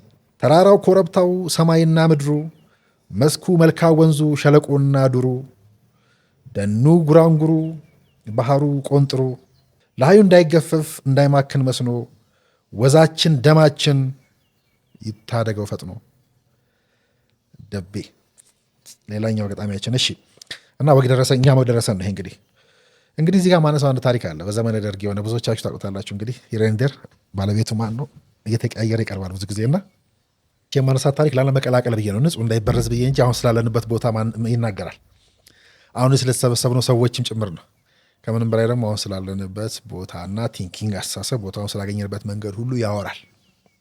እዚህ ግቢ የመጀመሪያ ስብሰባ ስናደርግ የተቀረጸውን ቪዲዮ ብናወጣ የምናገኘው እሱን እውነት ነው። ለማንኛውም ኦልሞስት 3 ዓመት ሊሞላው ነው። ኃላፊ ሆኜ ስራ ከመጀመሪያ በፊት የነበረው ሶስተኛው ጽሑፌ ነው። እኔ ጀንበርናት በደበበ ግጥም እና እዚህ ማዕከላዊም ጎናችን አለ ከእሱ ጋርም ይያዛል እና አንድ የውጭ ድርጅት ነው እንግዲህ ያኔ በወቅቱ ወህኒ ቤቱን ላድሰው፣ ሻወር ላስገባለት፣ መኝታቸውንም ላመቻቸው፣ ምግብ ማብሰያውም ይዘምን ብሎ ጠየቀ። በወቅቱ እንግዲህ ከፍተኛ ባለስልጣን የነበሩት ግለሰብ ደግሞ ፊውዳልና ካፒታሊስት ስለሚታጎርበት ምን አገባንና ይታደሳል ብለው ሲከለክሉ ያደመጡ ያው ሌላ የሙያና የስልጣን እኩያቸው ተውተው ይታደስ እንጂ ለእኛም እኮ የነገ ቤታችን ነው አሉት። ማን እንደሚገባበት አይታወቅም አለ ጉድጓዱን ስትቆፍር ማን እንደሚገባበት አይታወቅምን አርቀህ። በተቃራኒም ደግሞ አስቡት። ማውራት አልፈልግም አክቹዋሊ ግን ብዙ የሚወራ ነገር አለው። ያለንበት ቦታ ምን ይመስል እንደነበር ታውቃላችሁ። እንዴት ያለ ሽንት ቤት እንደነበር ታውቃላችሁ። ከዛም አልፎ ግን ሽንት ቤትም ስለነበረ የኢትዮጵያ ትልቁ ችግር ሀብትን አለማወቅ ስለሆነ እንደዚህ አይነት ቦታ እንዳለም ስለማያውቁ እንደዚህ አድርገን እንደሰራንም ስለማያውቁና ሌላ ጊዜ በማወራችሁ በብዙ ዝርዝር ምክንያት ነው እጃችን የገባው። ግን ዛሬ እጃችን የሚገባን ነገር ለራሳችን ስንል እንዲህ ባናደርገው ብላችሁ አስቡ። ሌላ ጊዜ አንቀላቅልም። ወደ ጽሑፌ ልቀጥል። ስለዚህ ማን እንደሚገባበት አይታወቅም አሉ ማለት ነው። በሙያችን እንደ ልባችን እንዳንኖር ቢያግደን ልንጥለው የታገልነው ስልጣንና ሹመት በመጨረሻ ለኛው ደረሰ። አዎ ተፈጸመ። የትውልድህን ጽዋ አንተም ተጎንጨው ለአንተ ነው ተባልኩኝ። አሻራችንን እናኑር ዱካና ዋጣ ተባልኩ። መጽሐፌ ብቻ ሳይሆን ሽፍታነቴ፣ ቀርፋፋነቴ፣ ይህ አጉል በሰራሁት አለመርካቴ፣ የሰራሁትን ንድፍ 10 ጊዜ እያፈረስኩ ልገንባ ማለቴ፣ የሰነድኩትን ላነጥር መታሸቴ በቃ ተባለ። በመጨረሻም የመጨረሻው ስልክ ከውስጤ ስንኝ ቀሰቀሰ። እስካሁን ያወራ ነው ቀጥሎ እናወራውም ማለት ነው። እንግዲህ በባህሬ እንደዛ አለው። አሁንም አልቀላቅል ብዬ እንጂ እናንተ እያሰመራችሁ ሂዱ፣ እየሸከላችሁ ሂዱ። እነኚህ ቦታዎች የምናወራቸው ናቸው። የኔ ባህሪ ያለ አንድ 10 መጽሐፍ ጨርሳለሁ። 10ሩንም መታኬት፣ ማፍረስ፣ መገንባቱ ስለነበርኩ እና አብዱ ቀንጭቦ እንደሚያሳዩችሁም ሹመትና ሞት እኩል ቢመጡ ወደ ሞት መሄድ መርጥ ሰውዬ ምናምንም ስለነበርኩ ማለት ነው። እና እንቀጥለው አሁንም። ስለዚህ ታሪክ አይን ስር ሲጻፍ ያንን እየተከተሉ እንደመዘገብ ከባድ ሸክም የለም። ጀንበር ጋር ሰበር ይወለዳል። የተከወነው ሲመዘገብ በዛው ቅጽበት 1000 ተአምር ይፈልቃል። ቀልድ አይደለም። ፈጣንና ጥንቃቄ የሚጠይቅ ጉዞ ነውና ያንን እየተከተሉ ልክተብ ማለት ልብም አቅልም ይጠይቃል። ጠንቃቃ ለመሆኑ እንጂ ያስታልም ስቼም ነበርና እንደዛ ነው። ከባድ ነው። መከተለው ሰውም ከባድ ስለሆነ ማለት ነው። ስለዚህ መጽሐፉን ወደ ማገባደዴ ላይ እያለሁ የሶስተኛው ዙር ጦርነት መጀመር በኋላም የፕሪቶሪያውን ስምምነት ተከትዬ አካትቼ የፍጻሜ ምዕራፍ ስል የጀመርኩት የመጨረሻው ምዕራፍ ትዝ አለኝ እላለሁ። የመጨረሻው ምዕራፍ ግን ዘለግ ያለውን የሌሎቹን መጽሐፎቼን ማስታወሻዎች ሁሉ ገላለጣቸውና ዘለግ ብሎ ተከተለኝ ይላሉ። የፍጻሜ ምዕራፍ እንደ መነሻ ምዕራፍ በይሁ። በዚህም መሰረት ሊያልቅ ሲል የማይቋጨው ሰውና መነሻ ርዕሴ ስጨርስም ደመቁብኝ። ሞጫ ያልኩት በር መግቢያ ሆኖ አረፈው። ይሄው የሰበሰብኩትና የቆራረጥኩት ሰፋው ያልኩት ሁሉ እንደ አዲስ ተተረተረብኝ። የፕሪቶሪያው ስምምነት በናይሮቢ የሚቋጭበት የመጨረሻው ቀን ነው። ገና የጦር አመራሮቹ የደረሱበት ስምምነት አልተገለጸም። ለመገመት አዳጋች ነው። ሚዲያዎች ሁሉ ከዚያ አዳራሽ የሚወጣውን ውሳኔ በከፍተኛ ጉጉት እየጠበቁ ነው። ከወደ ህወሓት ሰዎችና ደጋፊዎች በኩል የበረታው ትችትና ተቃውሞ ስምምነቱን እንዳያፈርሰውም በከፍተኛ ሁኔታ ተሰግቷል። እኔም ሁለመናዬን ዓይንና ጆሮ አድርጌ የመረጃ አውታሮቹን እበረብራለሁ። ጀርመን አደባባይ ወደ መብራት ከፍ ብሎ ያለው ቢሮ ቁጭ ብዬ ማለት ነው። ገና ከሲዮነት ጋር አልተገናኘንም። ታዲያ በዚህ ከአንድ ሰዓት ያነሰ ጊዜ በቀረው ሁኔታና ጭንቅ ውስጥ ነው ስልክ ያቃጨለው። መገመት ትችላላችሁ ማን ደወለ? አስቡት። የፕሪቶሪያ ስምምነት ናይሮቢ ላይ ይቋጫል ተብሎ ገብተው ባለስልጣኖች የተፋለሙ ነው። ከዛኛው ሶሻል ሚዲያ ላይ ተጨንቀን እንጠብቃለን። የሚጽፉት ያወራሉ፣ ያወርዳሉ። በዚህ ሰዓት እኔ ጋር መደወሉ አይደለም የደዋዩ ማንነት ነው። ወታደር ነኝ የሚለው መጽሐፍ ውስጥ በስፋት የምታገኙት ማለት ነው። አቃጨለ፣ መጣልሻ። ያ መጽሐፉ ሲጀምር አሜሪካ ስትፎክር አብይ ስቃል ያልኩት ሀቅ መጣልሻ፣ የኢትዮጵያ ሀትሪክ ብዬ የሰነድኩት እውነት ዛሬም ይኸው ገጠመልሽ። አይገርምሽም? ዓለም እንዲያ በጭንቀት ሲቋጥር ሲፈታ፣ ሰውየው ግን በዛች ቅጽበት እንኳን ከነ ፈገግታውና ከነ ነፃነቱ ነበር። ይህ ቀን፣ ይህ ስልክ ጥሪ የጦርነቱ ብቻ ሳይሆን የኔንም ጥሞናና መንቀራፈፍ ብሎም ስንፍናዬን እኩል እንዲያበቁ የተፈረደበት ቀን የሆነ መሰለኝ። በአልረካ ባይነት ተቀፍጅጄ ስንቀራፈፍና ስሸሽ እጄ ላይ የነበረውን ጠረጴዛዬና ሃርድ ዲስኮቼን እስከ አፍጢማቸው አጭቄ የምሰራው ስራ ምን እንደሆነ እንኳን አያውቅምና ስልኩን ከማንሳቴ እስኪ ተቋምራ የሚል ዱብዳ የሆነብኝ ድምፅ ከሰውየው አንደበት ተሰማ። በቀጭኑ ሽቦ በኩል በኩል ስል ደግሞ ብሔር ይተነትናል። በቀጭኑ ሽቦ በኩል የተዋዛ የመሰለ ቀጭን ትዕዛዝ ከወፍራሙ ኃላፊነት ጋር ወደ ወፍራሞቹ አካባቢ መጣ። የስሜት ስፕሪስ በዩ ብዙ ግርምት፣ ግራ መጋባትን፣ ትልቅ የኃላፊነት ስሜት። በእርግጥ ለሐሳቡ አዲስ አልነበርኩም። ከማሰላሰል አልፎም በመጽሐፌ ውስጥ ብዙ ገጾች ሰጥቼ እስከ መጽሐፍ ደርሻለሁ። ብሎም በቀደሙ ወራትና ዓመት በፊት ክፍተቱን በጉልህ አስተውዬ ደጋግሜ የተለያዩ ኃላፊዎችን ስለ ሚዲያዎች ጉዳይ እንምከር እባካችሁ ከማለት አልፎ በፍጹም የሚሸሸውን ኃላፊነት ተቋሞቹን ስጡኙና ልሞክር፣ ልምራ፣ ላሳይ እስከ ማለትም የደረሰ ልመና እስከ ማቅረብ አድርሶኝ ነበር። ይህ በመንግስት ሚዲያዎች ዙሪያ ሲሰራና ሲያንዣብብ የከረመው አደገኛው ሁኔታ እዚህ ላይ ነው። እንግዲህ እኔም ሚዲያዎቹ ምን እየሰሩ ነው? መንግስት ሚዲያ አለውን? እባካችሁ ጭምቱ ሰውዬ እያንዳንዱ ባለስልጣን ጋር ያንኳኳ ሚዲያ እንዴት ነው የሚሰራው እንምከር ምልበት ጊዜ ላይ ነው። እንግዲህ በሉ እናንተ ሂዱ እኛም ወደዚያው ነው እንደሚባለው ወትሮ መንገደኛ ፊትና ኋላ ነው። የጻፍኩትን ነው ባህሩ ቀኝ የመጡ ማለት ነው። እንግዲህ የምትለዋ የጋሽ ባህሩ ቀኜ ስንኝ እየደጋገምኩ የቀደሙኝን የትውልድ አባላት ልከተል ወገቤን አጠባበቅኩኝ። የእኔም ታሪክ እንደገና የመመለስ ነውና በሐሳብ ወደ ኋላ መጋለብ አልቀረልኝም። የሀገርና የጋዜጠኝነት ስሜት በወጣትነት ሰውነቴ ላይ እየተወራጨ ከንባቡም ከትዝብቱም ከሙያና ከዕድሜ ታላላቆች ልምድና እውቀት እየተመላለሱ ከማድመጡም እንደኔው ነፍሳቸው በሀገር ፍቅርና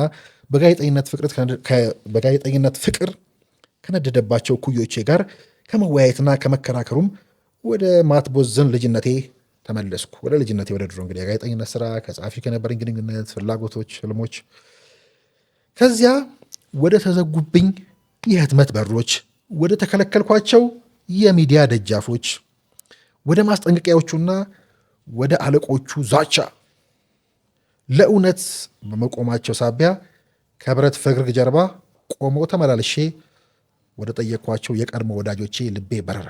ወደ ቃሊቲ፣ ወደ ፋና፣ ወደ እነ ርዕዮት ዓለሙ፣ ወደ እነ ስለሻጎስ፣ ወደ እነ ምናምን፣ ወደ ቃሊቲ፣ ወደ ማዕከላዊ፣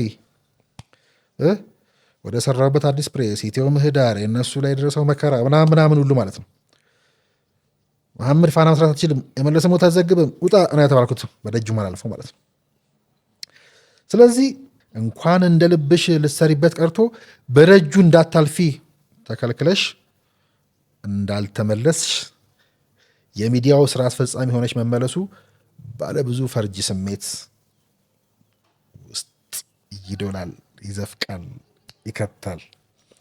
በመሰረቱ ሚዲያ አለቃ አለው ብዬ አላምንም።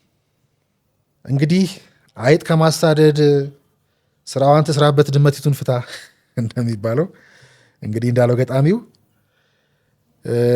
መንገድ ያጠሩብኝ ሰዎች እንግዲህ የግድ አለቃ ሆነን እውነትን እንደ መልካችንና አምሳላችን እንቅረጽ ብለው አምባገነን ሆኑ እንጂ ሙያተኛውን ለማዘዝ ኃላፊነት የሚሰማው ሕሊና ብቻ በቂ ነበር። ትናንት ድምፅ ያፍናል፣ የተንሸዋረረ እውነት ያቀርባል፣ ከህዝብ ልብ ትርታ የራቀ ነው፣ የአምባገነኖች ልሳን ብቻ ነው ብዬ የተቃወምኩት ተቋም አስተዳዳሪ ለመሆን በቃው። ተሳካልኝ ብዬ ጮቤ ልርገጥ፣ ተገፍቼ ነበር ብዬ ልቆዝም፣ የማልፈልገው ሹመት ነው ብዬ ላፈግፍግ፣ ሲይዙት ያደናግር ብዬ ልሽሽ፣ በፍጹም ትልቁን ሙያ ቀና ብዬ እያየሁ ዝቅ ብዬ ላገለግለው ቃል ገባሁ። ሲይዘው ከነበረው በእርግጠኝነት ስለ ዕቅው የተሻለ እንዲሆን ባለቅኔው እንዳለው ወዝም ደምም ልሰጥ ከምሸሸው ሞት ይበልጥ የሚያስፈራውን የሹመት ጽዋ ሳላመነታ ለመጎንጨት ዝግጁ ሆንኩኝ። እንኳን ከሌላው ለሹመት ካጩኝ የትውልድ ተጋሬ ጋርም የምላተመው በራሳቸውና በኢትዮጵያቸው ከመጡብኝ ብቻ ነው ስል ለራሴ ነገርኩት።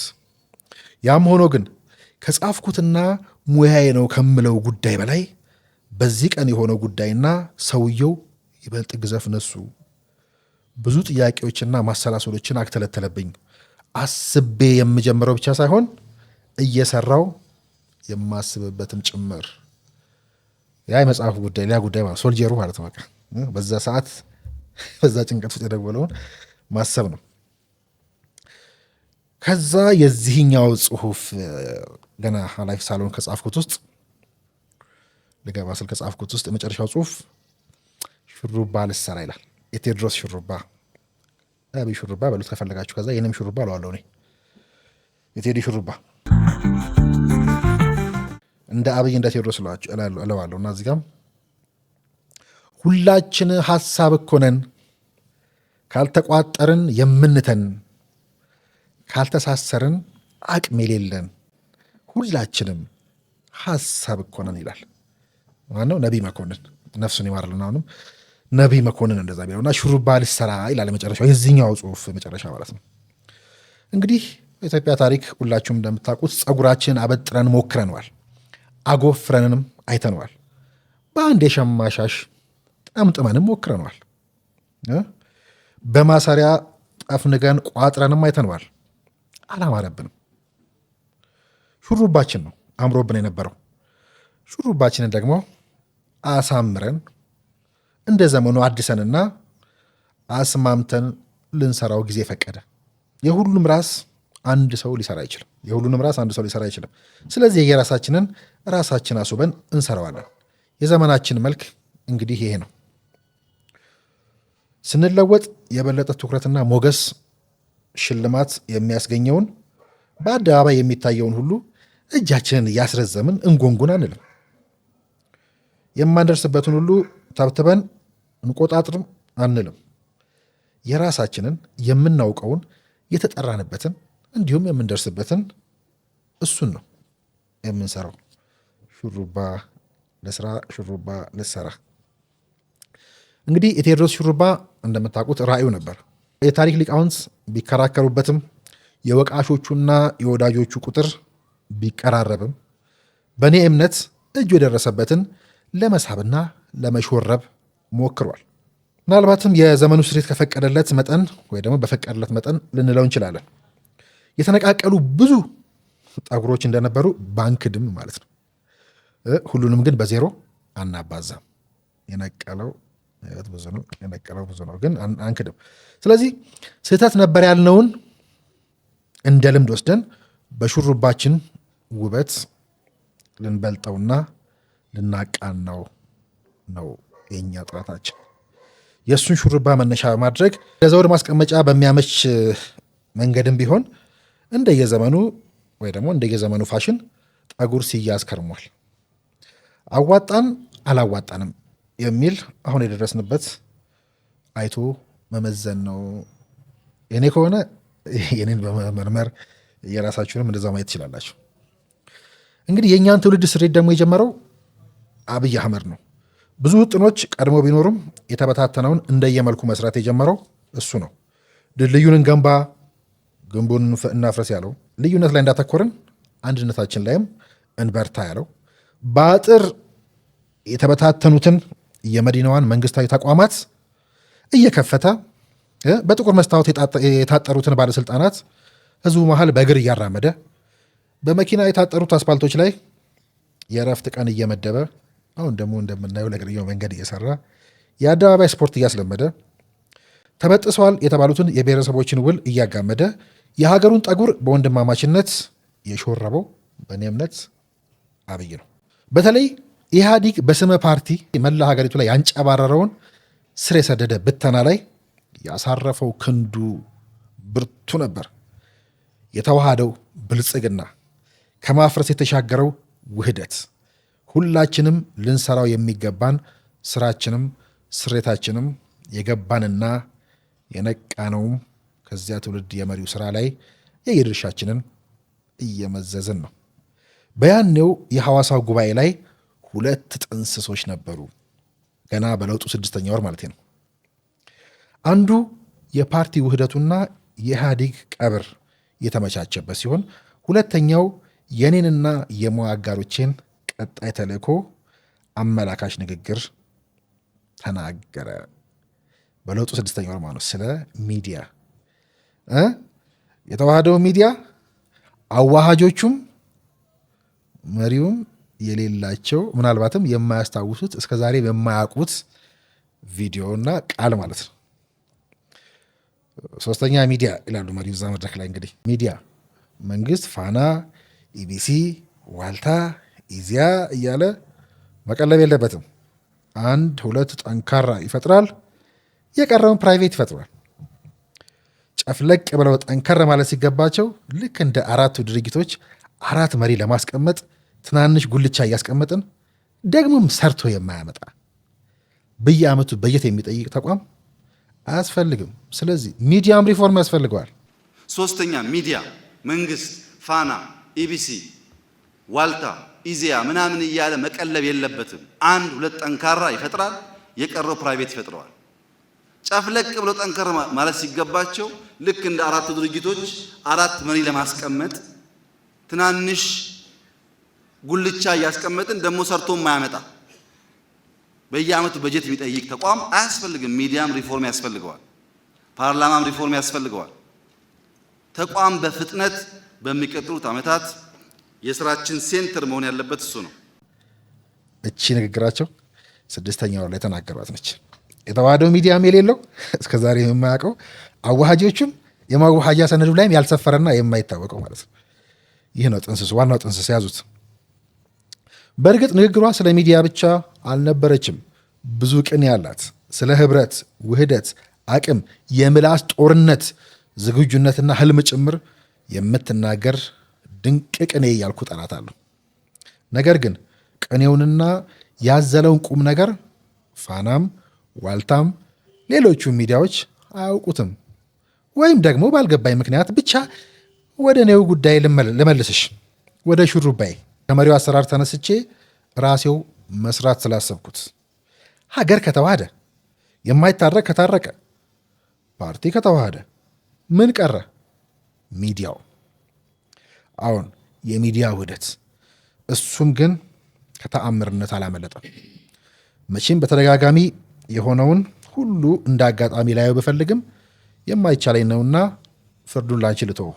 እንዳስተዋልሽው እንግዲህ በመጽሐፍ የተደጋጋሚ የተነሳው የብልጽግና ፍልሚያ ነው። ያው መጽሐፉ እንደወጣ አስቤ ስለሆነ ማለት እንደሚወጣ ያን ያልቆ ስለነበር መጽሐፌ ላይ አብዛኛ ገጽ የሰጠሁት የብልጽግና ፍልሚያ ምለው ነው፣ በኢኮኖሚ፣ በፖለቲካም፣ በፓርቲም።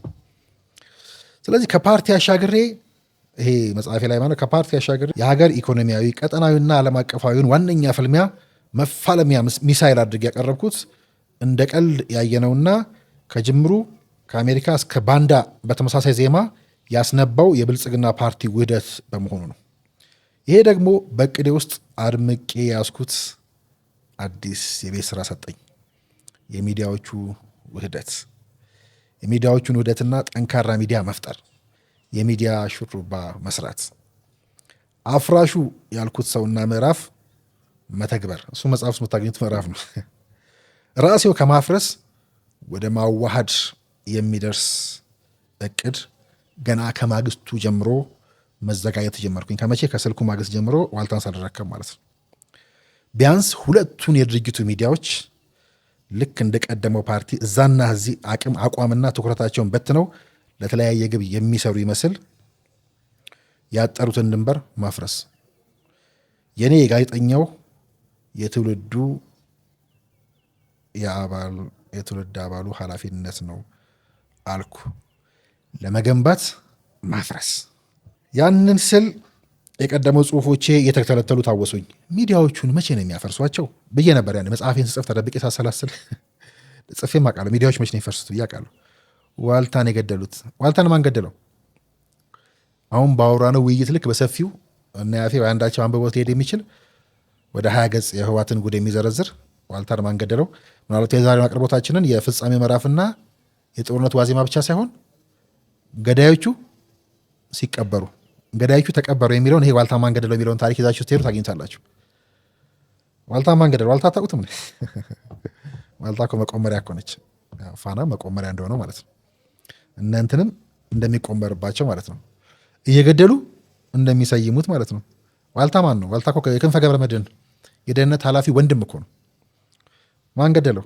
እኔ አላልኩም፣ ግን በምን ትታወቃለች? የዋት ቢያንስ እየገደለች ተቋም በመሰየም ትታወቃለች። ወደ ዋልታ መሄዴ ቅኔ የሚሆነው ምንድን ነው? ዋልታን ማን ገደለው የሚለው ጽሁፌ ፌስቡክ ላይ የሚጻፍኩት ጽሁፍ ነው። አደባባይ የዋለ ጽሁፍ ነው። ገብቷችኋል? በፋና ደጅ እንዳታልፍ የተባለው ሰውዬ ሳይሆን ዋልታ ማን ገደለው ብሎ ያለው ሰውዬም ነው ወደ ዋልታ ሄደው። ታዲያ ሰውየው ቅኔ ምናምን ይመስላችሁ? እየተጫወተብን ይመስላችሁ? ስለዚህ ጠይቄ ነበር፣ መቼ ነው የሚያፈርሷቸው ሚዲያዎች? ምን ይጠቅማሉ ስል ነበር ተደብቄ። ዋልታን ማን ገደለው ወዘተ የሚሉት ጽሁፎች በመጽሐፌ ላይ ያካትኳቸው ርዕሶች ገጥመው ከመታተማቸው በፊት ራሴው ላይ ጥያቄ ሆነው መጡብኝ። መቼ ነው የሚያፈርሷቸው ስል ነበረ። መቼ ይገነባሉ ስላቸው አልነበር? ዋልታን ማን ገደለው እያልኩ ነበረ ጥግ ቆሜ እንደ ተመልካች። ራሴው ላይ መጣብኛ። አሳየና የሚል አይመስልም? ስለዚህ እንደ ጋዜጠኛ ልሞግት ያሰፈርኳቸው ጥያቄ ሆነው ከኔው መልስ ፈለጉ። እኔ መላሽ ልሆን ብዬ ጠየቅኩ። ይህስ እሺ ዝም ብሎ በአጋጣሚ የሆነ ነው ብዬ ልቀበለው? እንዴት ያቀርኳቸውን ጥያቄዎቹን ቀድሞ ሰውየው መልስ እንድሰጥ ሾመኝ? በጻፍኩት የቨርቹዋል ዲፌንስና ኮንትሮል በኩል ሰውየው በርቆት ሆኖ አንድ በአንድ የምጽፈውን እየተከታተለኝ ይሆን ስል ጠረጠርኩኝ። እንዳልኳቸው ሶልጀር መጽሐፍ አብዛኛው ስለ ቨርቹዋሉ ምዕራፍ የሚያወራ ነው አይደል? ሰዎች በኮምፒውተር በድምፅ በስልካችን በኩል ምናምን የፈለጉትን ነገር መመልከት የሚችሉበት፣ ኢትዮጵያ ደግሞ ወደዛ አቅም የደረሰኝ መሆኑ ነው ስጽፍ የነበረው። ሰውየው ምናልባት ኮምፒውተር ላይ እየተከታተለ ልክ ፍጻሜ ምዕራፍ ላይ ስደርስ ጠብቆ የደወለው። ከዛ ተቋም ግንባታ ስለ አምባወርች ያለው መች ነው የሚያፈርሷቸው ስል ነበር። እና እና ሰውየው በቨርቹዋል ዲፌንስ እና ኮንትሮል በኩል ተቆጣጠረኝ ይሆን እንዴ ቢስል ጠረጠርኩኝ ይላለሁ። ይህ ካልሆነ እንዴት ባተኮርኩባቸው ጉዳዮች ላይ ያውም ልክ ስራዬን ልቋጭ አፋፍ ላይ ሳለው ይህ ጉዳይ ተገጣጠመ? በቨርቹዋል ቴክኖሎጂም ካልሆነ ደግሞ ከፈጣሪ ጋር የተለየ ወዳጅነት ያለው ሰው በመሆኑ በመጽሐፌ ላይ ማብራሪያ ያላጣሁላቸው ድርጊቶች ሁሉ የፈጣሪን ተአምር እንደማሳያ እንዳቀረብኩት ሁሉ ለዚህኛውም ጉዳይ ያው በቃ ሰውየው ከፈጣሪ ጋር ግንኙነት ስላለው የፈጣሪ ተአምር ሊሆን ይችላል። ከዚህ በኋላ የኔ እርምጃ ሆነ ቀጣዩ ታሪክ የኔ ሹሩባ ባለ ሹሩባው አብይ ከሚዲያውም ከህንፃውም ብልጽግና ከሚባለው ፓርቲን ባሻገር ባለ ብልጽግናዊ ቅኔ ከቀደመልን በኋላ የትውልድ ተጋሪዎቹን ባልተጠበቀበት መንገድ እንድንነጉድ እድል ሰጠን። ልክ ሳቅ የሾፈነው ጦረኛ መጽሐፌ ላይ እንዳለው የአብይ የምጸት ፍልሚያ እለዋለሁ። ይሄንን አዎ የእኔ መሾም ከቅኔም በላይ ነው።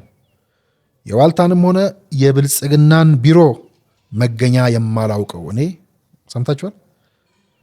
የብልጽግናንም ሆነ ዋልታ የት እንደሚገኝ አላውቅም። የማላውቀው እኔ ነኝ የተሾምኩት። ያ ፋና ውስጥ የተፈረጀው መሐመድ ዋልታን ሊመራው።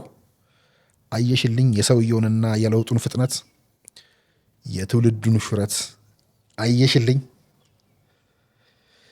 የስልኩን ጥሪ በስፋት አሰብኩት። አሁን ባለውበት ደረጃና ሰፊ የማሰላሰላ ጊዜ የምጽፈውን የጻፍኩት ወይም ደግሞ ገባኝ ብያለሁ። ግን ደግሞ በተግባር ልፈተሽ መስሎኛል። ሁላችንም የየራሳችንን ሹሩባ የመስሪያ ቴዎድሮሳዊ ኃላፊነት እጃችን ላይ ወድቋልና ከአብይ አሰራሩንም ተምሬ ለመልሱ ከአዲሱ ስራዬ ጋር የከረሙ ጥያቄዎችን ጀመርኳቸው። ሚዲያዎቹን መቼ ነው የሚያፈርሷቸው? መቼ ነው የማፈርሳቸው ማለት ነው። ወደ ተሾምኩበት ዋልታ እየነዳው ጥያቄን ገፋሁበት። ወደ ዋልታ በባለፈው ስራችን ላይ አሁን እንደምናየው መጀመሪያ እየነዳው ወደ ዋልታ የሚሄደው ከዛ ማየት እንችላለን። ወደ ተሾምኩበት ዋልታ እየነዳው ጥያቄን ገፋሁበት።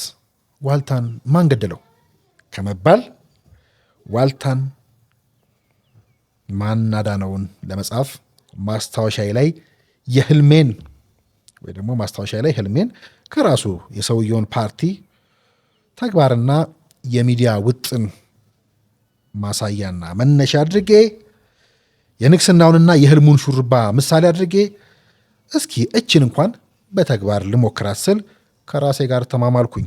አዎ ከአፋጣኞቹ ተግባሮቼ ባሻገር ይህ የመካከለኛ ጊዜ እቅዴ ነው። ቀጣዩን ታሪክ የምተርከው ሳይሆን የምሰራው መሆኑ ይታወቅልኝ። ታሪክ ስንተርክ ቆይተናል። በይተነሽ አሁን ነገ የሚተረከውን ታሪክ እንደ መልካችንና አምሳላችን እንስራው። አልገባውም እኮ ገና አሁን ገባው። ዘሲኦ ልውጣ ሞዲያው ገና ያልታ ሲዋሉንኩም እስካሁን ያለው ጉዳይ አሁን ገባው። የሚዲያ ቋጠሮ ለዋለው የጎርዲያን ቋጠሮ ከገባው በኋላ የጻፍኳት ጽሁፍ ነች። እነዛ ስገባ ስረከብ ለጥፋቸው የነበሩ መጽሐፉ ላይ ያሉ ናቸው። እችኛዋ ግን ከገባው በኋላ የጻፍኳት እፉ እየገላ መጣች። የሆነ መልዕክት ይዛ ይሆናል። ምናልባት ሰልጥነውም ካሜራ ይዛም ይሆናል። ትውንቷት የታሪኩ አካል እንዳትቆርጠው። ስለዚህ የሚዲያ ቋጠሮ እዚህ ጋር አንድ ታሪክ ላጋራችሁ። እንግዲህ በግሪክ አፈ ታሪክ ውስጥ በብዙ የምትወሳው ፍርጂያ የምትባል ግዛት አለች አይደል? ስለዚህ በበሬ የሚሳብ ጋሪ ላይ የተሳሰረ አንድ ውስብስብ የገመድ ቋጠሮ ነበር። የጎርዲያን ቋጠሮ የተባለ ማለት ነው። ያንን ትብትብ ቋጠሮ የፈታ ሰው የእስያና የአውሮፓ ንጉሥ ይሆናል በሚል ንግርት ታምነው ብዙ ጀግኖች፣ ብዙ ጠይባን ቋጠሮን ለመፍታት ቢሞክሩም ውሉን ማግኘት አቅቷቸው ትተውት ሄዱ። ታላቁ እስክንድር ጦሩን እየመራ በግዛቲቱ ሲያልፍ ስለ ንግርቱ ሰምቶ ቋጠሮን ለመፍታት ሞከረ። ነገር ግን እጅግ ውስብስብ በመሆኑ አቃተው። ስለዚህ ለመፍታት መታገሉን ትቶ በሰይፉ ቋጠሮን ቆራረጠው። በዘመናዊ ዓለም የጎርዲያን ቋጠሮ ምሳሌያዊ አነጋገር ሆኖ ቀጠለ ማለት ነው። ተወሳስበው ለተቋጠሩ ችግሮች ውስብስብ መፍትሄ ከመሻት ከአስተሳሰብ ሳጥኑ የወጣ ያልተጠበቀና ቀጥተኛ ቆራጥ መፍትሄ መፈለግ። ያ ነው የጎርዲያን ቋጠሮ ፍቺ። 4 ድርጅቶችን በግንባር አጣምሮ በመርህ ደረጃም ቢሆን ለአራቱም ብቻ ሳይሆን የሀገር መሪነትን እድል ችሮ ሌሎቹን አጋር ፓርቲ እያለ ለ3 አስርተ ዓመታት በግንባርነት የቆየውን የኢህአዴግ ቋጠሮ የዶክተር አብይ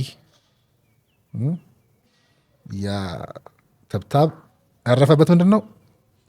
የዶክተር አብይ ሰይፍ አረፈበት። ግንባሩ ሳይዋሃድ ስለ ሀገራዊ አንድነት ማሰብ አይቻልምና መሪው ወንድማማቹን ህዝብ በዋናነትና በአጋርነት ፈርጆ እውነተኛ ብዝሃነትን መተግበር አይችልምና ውስብስቡን ስርዓት ዶክተር አብይ ያልተጠበቀ ቆራጥ ውሳኔ ያሳርፈው ብልጽግና ፓርቲ ተመሰረተ። እንደ ጎርዲያን ቋጠሮ ላለፉት ዓመታት ስንዳክርባቸው የኖሩ ጥያቄዎችን በመደመር እሳቤ ለመፍታት የህዝቦችን ወንድማማችነት በመቀበልና በእኩልነት የተወከሉበት ስርዓት ለመፍጠር ብዝሃነትን በረከት እንጂ ፈተና የማይሆንበትን ብሔራዊ ትርክት ለማነጽ በዶክተር አብይ የግንባሩ ቋጠሮ ተበጥሶ ብልጽግና እውን ሆነ። ያ ግንባር ግንባሩን ተብሎ ተበተነ ማለት ነው። የቀረው ሚዲያው ነበር። የግንባሩ ልጅ ነውና ውስብስቡን ቋጠሮ በደም ወርሶታል። ተጨማልቋል ማለትም ትችላላችሁ። ብዙ አርማ አለው፣ ግን አንድ ድምፅ ይጮሃል፣ ግን አይደመጥም። ይለፋል፣ ግን አይለውጥም። ራሱም አልተለወጠም እንኳን ይለውጥ። ሞገድ ያሰፋል፣ ሀገርስ አይሰፋም። በዚያ ላይ እርስ በራሱ ይታገላል። ፉክክሩ የልብ ለማድረስ ሳይሆን ቀርቦ ለመድረስ ነው። ይገባችኋል መቼም የነበራችሁ። አይኖቹ ህዝቡ ላይ ሳይሆኑ ተገዳዳሪው ላይ ነው። ከአንድ መሶብ ይዘግናል፣ ግን ለየቅል ይወግናል። አያምም። ኖረን ሰርተንና መርተን ያየነው እውነታ ይህ ነው። የሚዲያው ቋጠሮ ልክ እንደ ግንባሩ ትብታብ ቆራጭ ፈቺ ይፈልግ ነበርና ጊዜው ደረሰ። ሰይፉ ተስሎ ተሰጥቶናል፣ ግን ከቆረጥን ነው። ያለንበትም ታሪክ ውስጥ እንዳለን አድርገው የሚያወሩት ያለንበትም አልቆረጥንም። እኛ እቻ የሚዲያ የውህደቱ ህልማችን ስንገባ የጻፍነው ነበረ። የሆነ ሆነ። ብዙ ነው። በየቦታው ችካሎች አሉ ምን ተረትራቸው። ከዛስ የተወራው ዜና ምናምን የለቀቅንበት ጊዜ ምናምን ሳይለቀቅ ነው ደግሞ በጣም ረዘም ብሎ ስለነበረ ምን አለን? በላይ ለዘፈን ተሰቀለ ምትለው ጽሑፍ ታስታውሳታላችሁ? ዓመት ከምናምን ሆናት አሁን በላይ ለዘፈን ተሰቀለ። ከዛ በፊት ደግሞ ወላሂ አትሰብሩኝም እሱ ኦልሞስት አይደል የረመዳን ጊዜ አሁን ረመዳን ራሱ አለፋል። የረመዳን ጊዜ ራሱ 1 ዓመቱ ነበር። እሱ እነኛ ሁሉ ጊዜ የለቀቅንባቸው ጊዜዎች ነበሩ። የፍጻሜ ምዕራፍ አልነበር ተፈጸመ እና የፍጻሜ ውስጥ እናንተን ግራ የሚያጋቧችሁ አጉል ቅንነት እንዲያልከው ሆነ ተሳካል ሰመረል ወይ እያላችሁ የምትጠይቁኝ ነገሮች በሙሉ እንዲህ ሚዲያው የምናይባቸው መነጽሮች ናቸው። የወሰነው ውሳኔ ትክክል አይደለም ወይ? ከዚህ ውጭ አማራጭ ነበራት ወይ? ይቺ ሀገር ይሄ ትውልድ ይህንን ትውልድ ቂም ማስቀጠል አለበት ወይ? የዚህ ሀገር ችግር እንግዲህ በዚህ የዘመናቱ እንዳየ ነው። በፖለቲካ ፓርቲ አይደል በተቋም አመራር ያውም በእኛ ዘርፍ እንዳየ ነው። ምን ነበረ ያ ችግሩን ፈቶታል? አንተ ላይ አልደረሰብህም ይህን ፍልስፍና መከተልህ እያላችሁ እንመልሳቸዋለን እነኝም በሙሉ እና የእነኚህ ሁሉ ጉዳዮች እንዳሉ ሆነው ዛሬን በላይ ለዘፈን ተሰቀለ በሚለው እንቋጫው መሰለኛል። ራሱን ችሎ የምናየው ነው። በላይ ለዘፈን ተሰቀለ ወይ ወላሂ አትሰብሩኝም አይደል ተፈጸመ። ፍጻሜ ምዕራፍ ነው አይደል ተፈጸመ የሚለው ገባው ወጣው የሚለው ገና አልተነካም። ያጋራዎች የመጽሐፉን ፓርት ብቻ ነውና በዚህ ውስጥ ነው እንግዲህ ሚዲያችሁንም ራሳችሁንም ሀገራችሁንም የዘመኑንም ችግር መንፈስም ማየትም መውረስም ማሰላሰልም ያለባችሁ ብዬ ስለማምን ነው። በላይ ለዘፈን ተሰቀለ። እንግዲህ ስለ አልኬሚዎች ታውቃላችኋል። አልኬሚዎች የሚባሉ ያኔ እነኚህ ሰዎች እንግዲህ ያዩት ነገር ሁሉ ብረት ሲያዩ ወርቅ ይመስላቸዋል። ብልጭ ነገር ሁሉ ሲያዩ ወርቅ ይመስላቸዋል። ትግላቸው ሁሉ ለዛ ነው እና በእነዚህ ሰዎች ያልተጠለፈ ህልመኛ፣ ያልተኮላሸ የለውጥ ሐዋርያ፣ ያልተደናቀፈ ሩቅ ተጓዥ የለም። ትናንትናችንን ብትገልጪ ያለማደጋችን ምክንያት እነዚሁ ሆነው ታገኛቸዋለሽ። ታሪካችንን ብታገላበጪ የውድቀታችን መነሾ ሆነው ታገኛቸዋለሽ። አርበኛው በላይ ዘለቀ የአባቱን ገዳዮች ቂም ረስቶ ብረት አንግቶ የሸፈተው ፋሽስት ጣሊያን የወረራት ሀገሩን ነፃ ሊያወጣ እንጂ ዙፋን ናፍቆ አልነበረም። የበላይ ህልም የሀገሩ ነፃነት ሲመለስ እውን ሆኗል። ያን ያብቅቷል የሱ ህልም። ንጉሱ ወደ ሀገር ሲመለሱ ያንን ሁሉ ጦር እየመራ ቢጠብቅም በክብር ተቀበላቸው እንጂ ለስልጣን አልጎመጀም፣ ስልጣን አልጠየቅም። ራሳቸው ንጉሱ ሊሾሙት ፈለጉና አገርን እንደማስተዳደር ያለ ተግባር አለ ሲሉት የጠላቶቹን ማንነት ጠንቅቆ ያውቅ የነበረው በላይ እኔ ተራ ሰው ነኝ፣ የዘር ሐረግ የሚቆጥሩ ሰዎች አያሰሩኝም፣ ከእርሶም ጋር ያጣሉኛል ብሏቸው ነበር። በላይን ዛሬ ዘር ልንቋጥርበት እንሞክራለን። በላይን ዛሬ ባንዳነት ልናሽግበት እንሞክራለን። በላይን አናቀውም። በላይን ብናቀው እንደነግጥ ነበር። በላይ በ50 ዓመት ቀድሟቸዋል የሆኖቹን ታጋዮች። የፖለቲካ ፓወር ገብቶት ነበር። አያቸዋል። እዚህ ውስጥ እኔንም ሁላችሁን እንፈልጉ እንዳልኳችሁ ሞትና ሹመት እንዲመጡ ወደ ሞት የሚሄድ ሰው ነኝ እኔ። ያኔ ብቻ ሳይሆን ይህን ስናወራ የሚደነግጡ ሚኒስትሮች ስላሉ ዛሬም ነው ሞትና ሹመት እንዲመጡ ወደ ሞት ነው የሚሄደው። ፈጣሪ ከሰማይ ቢወርድም እሺ አንልም ማለት ነው። ለካሜራው የምንናገር ግልጽ እንዲሆንላቸው እኛ ስለሙያ እያወራ ነው። አያምም የበላይ ከዛ በላይ ላይ የተፈጸመው ስታዩ ነው የሚገባችሁ። ደግሞ ከዛስ ልድገመው ያለውን ነገር በጣም ነው የምወደው። እኔ ተራ ሰው ነኝ፣ የዘር ሐረግ የሚቆጥሩ ሰዎች አያሰሩኝም፣ ከእርሶም ጋር ያጣሉኛል ነበር ያላቸው። ንጉሱስ ምን አሉ? አግባቡት። እኛ የማንንም ወሬ በአንተ ላይ አንሰማም፣ እንደ አባት ቁጠረን አሉት። እኔ የምላቸው የለ የምር አባቴ ነው ብዬ እላቸዋለሁ። ደምሩበት እዛ ላይ። በላይ የንጉሱን ጥያቄ ተቀበለ። እንዴት ነው የንጉስ ጥያቄ አይደል? ነገር ግን ባንዳ ሆነው ለ5 ዓመታት ኢትዮጵያና አርበኞችን ሲወጉ የነበሩት በኋላ የተሾሙት አልኬሚዎች አላስቀምጥ አሉት። ለእሱ ጀግንነት ሲዘፈን የእነሱ የሚታፈን እየመሰላቸው ሊያጠፉት ቀን ይቆጥሩ ጀመር። የሚታያቸው ሁሉ የራስ ወርቅና ብር ስለሆነ ማዕረግ ንቆ የኖረውን ሰው ተፈታተኑት። አልቻለምና ተረታ። በወጥመዳቸው ውስጥ ወደቀ። ለነፃነቷ በተዋደቀላት ሀገር ላይ ሀገር ሻጮቹ በክብር ቆመው እሱ ግን በስቅላት ተቀጣ። ተክለ ሃይማኖት አደባባይ ላይ እንደምታውቁት የተሰቀለው እንዲዘፈንለት በመናፈቁ አይደለም። የሀገሩን ነፃነት በመናፈቁ ለሀገር ክብር ሲሸፍት አልኬሚዎቹ በሌላ መንገድ ስለወሰዱት ነበር። አየሽ እላታለሁ፣ ቀጥላለሁ። አንድ አይነት ቋንቋ እያወሩ አለመግባባት አለ። አንድ አይነት ቋንቋ እያወሩ አለመግባባት አለ። ሀገር ስቲ የጎጆም ሀገር ከሚሰማው፣ ተቋም ስቲ ጥቅም ከሚታየው፣ ስልጣኔ ስትናፍቂ ስልጣን ከሚናፍቅ፣ ስልጣንና ስልጣኔ የሚምታታብን እኮ ነና እናስደነግጥም።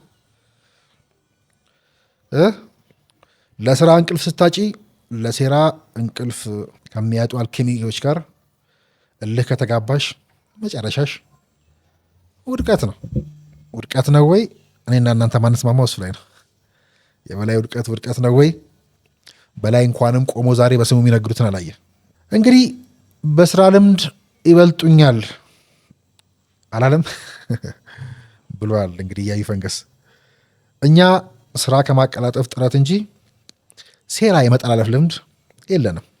አዎ እኛ ወርቅ የመፈጸም ንቃት እንጂ ወርቅ የመሰብሰብ ብቃት የለንም። በሜዳቸው ከተጫወትን ያሸንፉናል። ህልምሽን እውን ለማድረግ ስትሮጪ አልጋሽን ለመውሰድ የሚሮጡ ይገጥሙሻል። አንቺ ግድ የሚሰጥሽ ህልምሽ እንጂ አልጋው እንዳልሆነ ጨርሶ አይገባቸውም። እንኳን እነሱ እናንተም አይገባችሁ። የልብሽን እውነት ለማሳየት ስትጣጣሪ መድረክ የምትፈልጊ ይመስላቸውና መጋረጃ ሲጓተቱ ይውላሉ፣ ሊሸፍኑሽ ማለት ነው። ላመንሽበት ዓላማ ስትቆሚ ጎልቶ ለመታየት ይመስላቸውና ሊከልሉሽ ይንጠራራሉ። ታሪክ ልትሰንጂ ስትቀርጪ ለፎቶ ካሜራ ይጋፋሉ፣ ቪዲዮ ካሜራ ምናምን ይላሉ። ታሪክ እየሰነድሽ መሆኑ አይገባቸውምና ለነፍስ ስትባዘኚ ለቁስ ብለው ይጠልፉሻል፣ ያደናቅፉሻል። ከተማ ልትቆረቁሪ ስትጣደፊ በስማቸው ከተማሽን ለመሰየም ይጣደፋሉ። ሰማይ ጠቀስ ሕንፃ ለመገንባት ስትጥሪ እነሱ ሐውልታቸውን ሊተክሉ እንቅልፍ ያጣሉ። ስለዚህ ሁሉንም እንዲወስዱት በመፍቀድ ውስጥ ህልማችንን እናሳካ።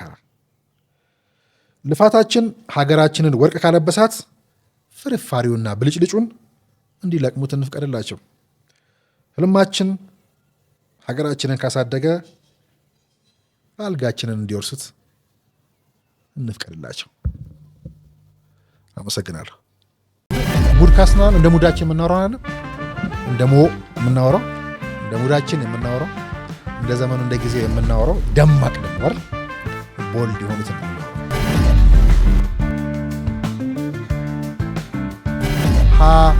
ከድህነቱ የከፋው ድህነት ሀብታችን አለማወቅ የምንለው በተለይ የሚዲያ ጉዳዮቻችን እዚህ ሀገር ያለው ፖለቲካ ሚዲያ ላይ የሚካሄድ ነው። በተለይ ደግሞ አሁን የምንገናኝበት ይሄ ዲጂታል ሚዲያው ላይ ያለ ጦርነት ነው።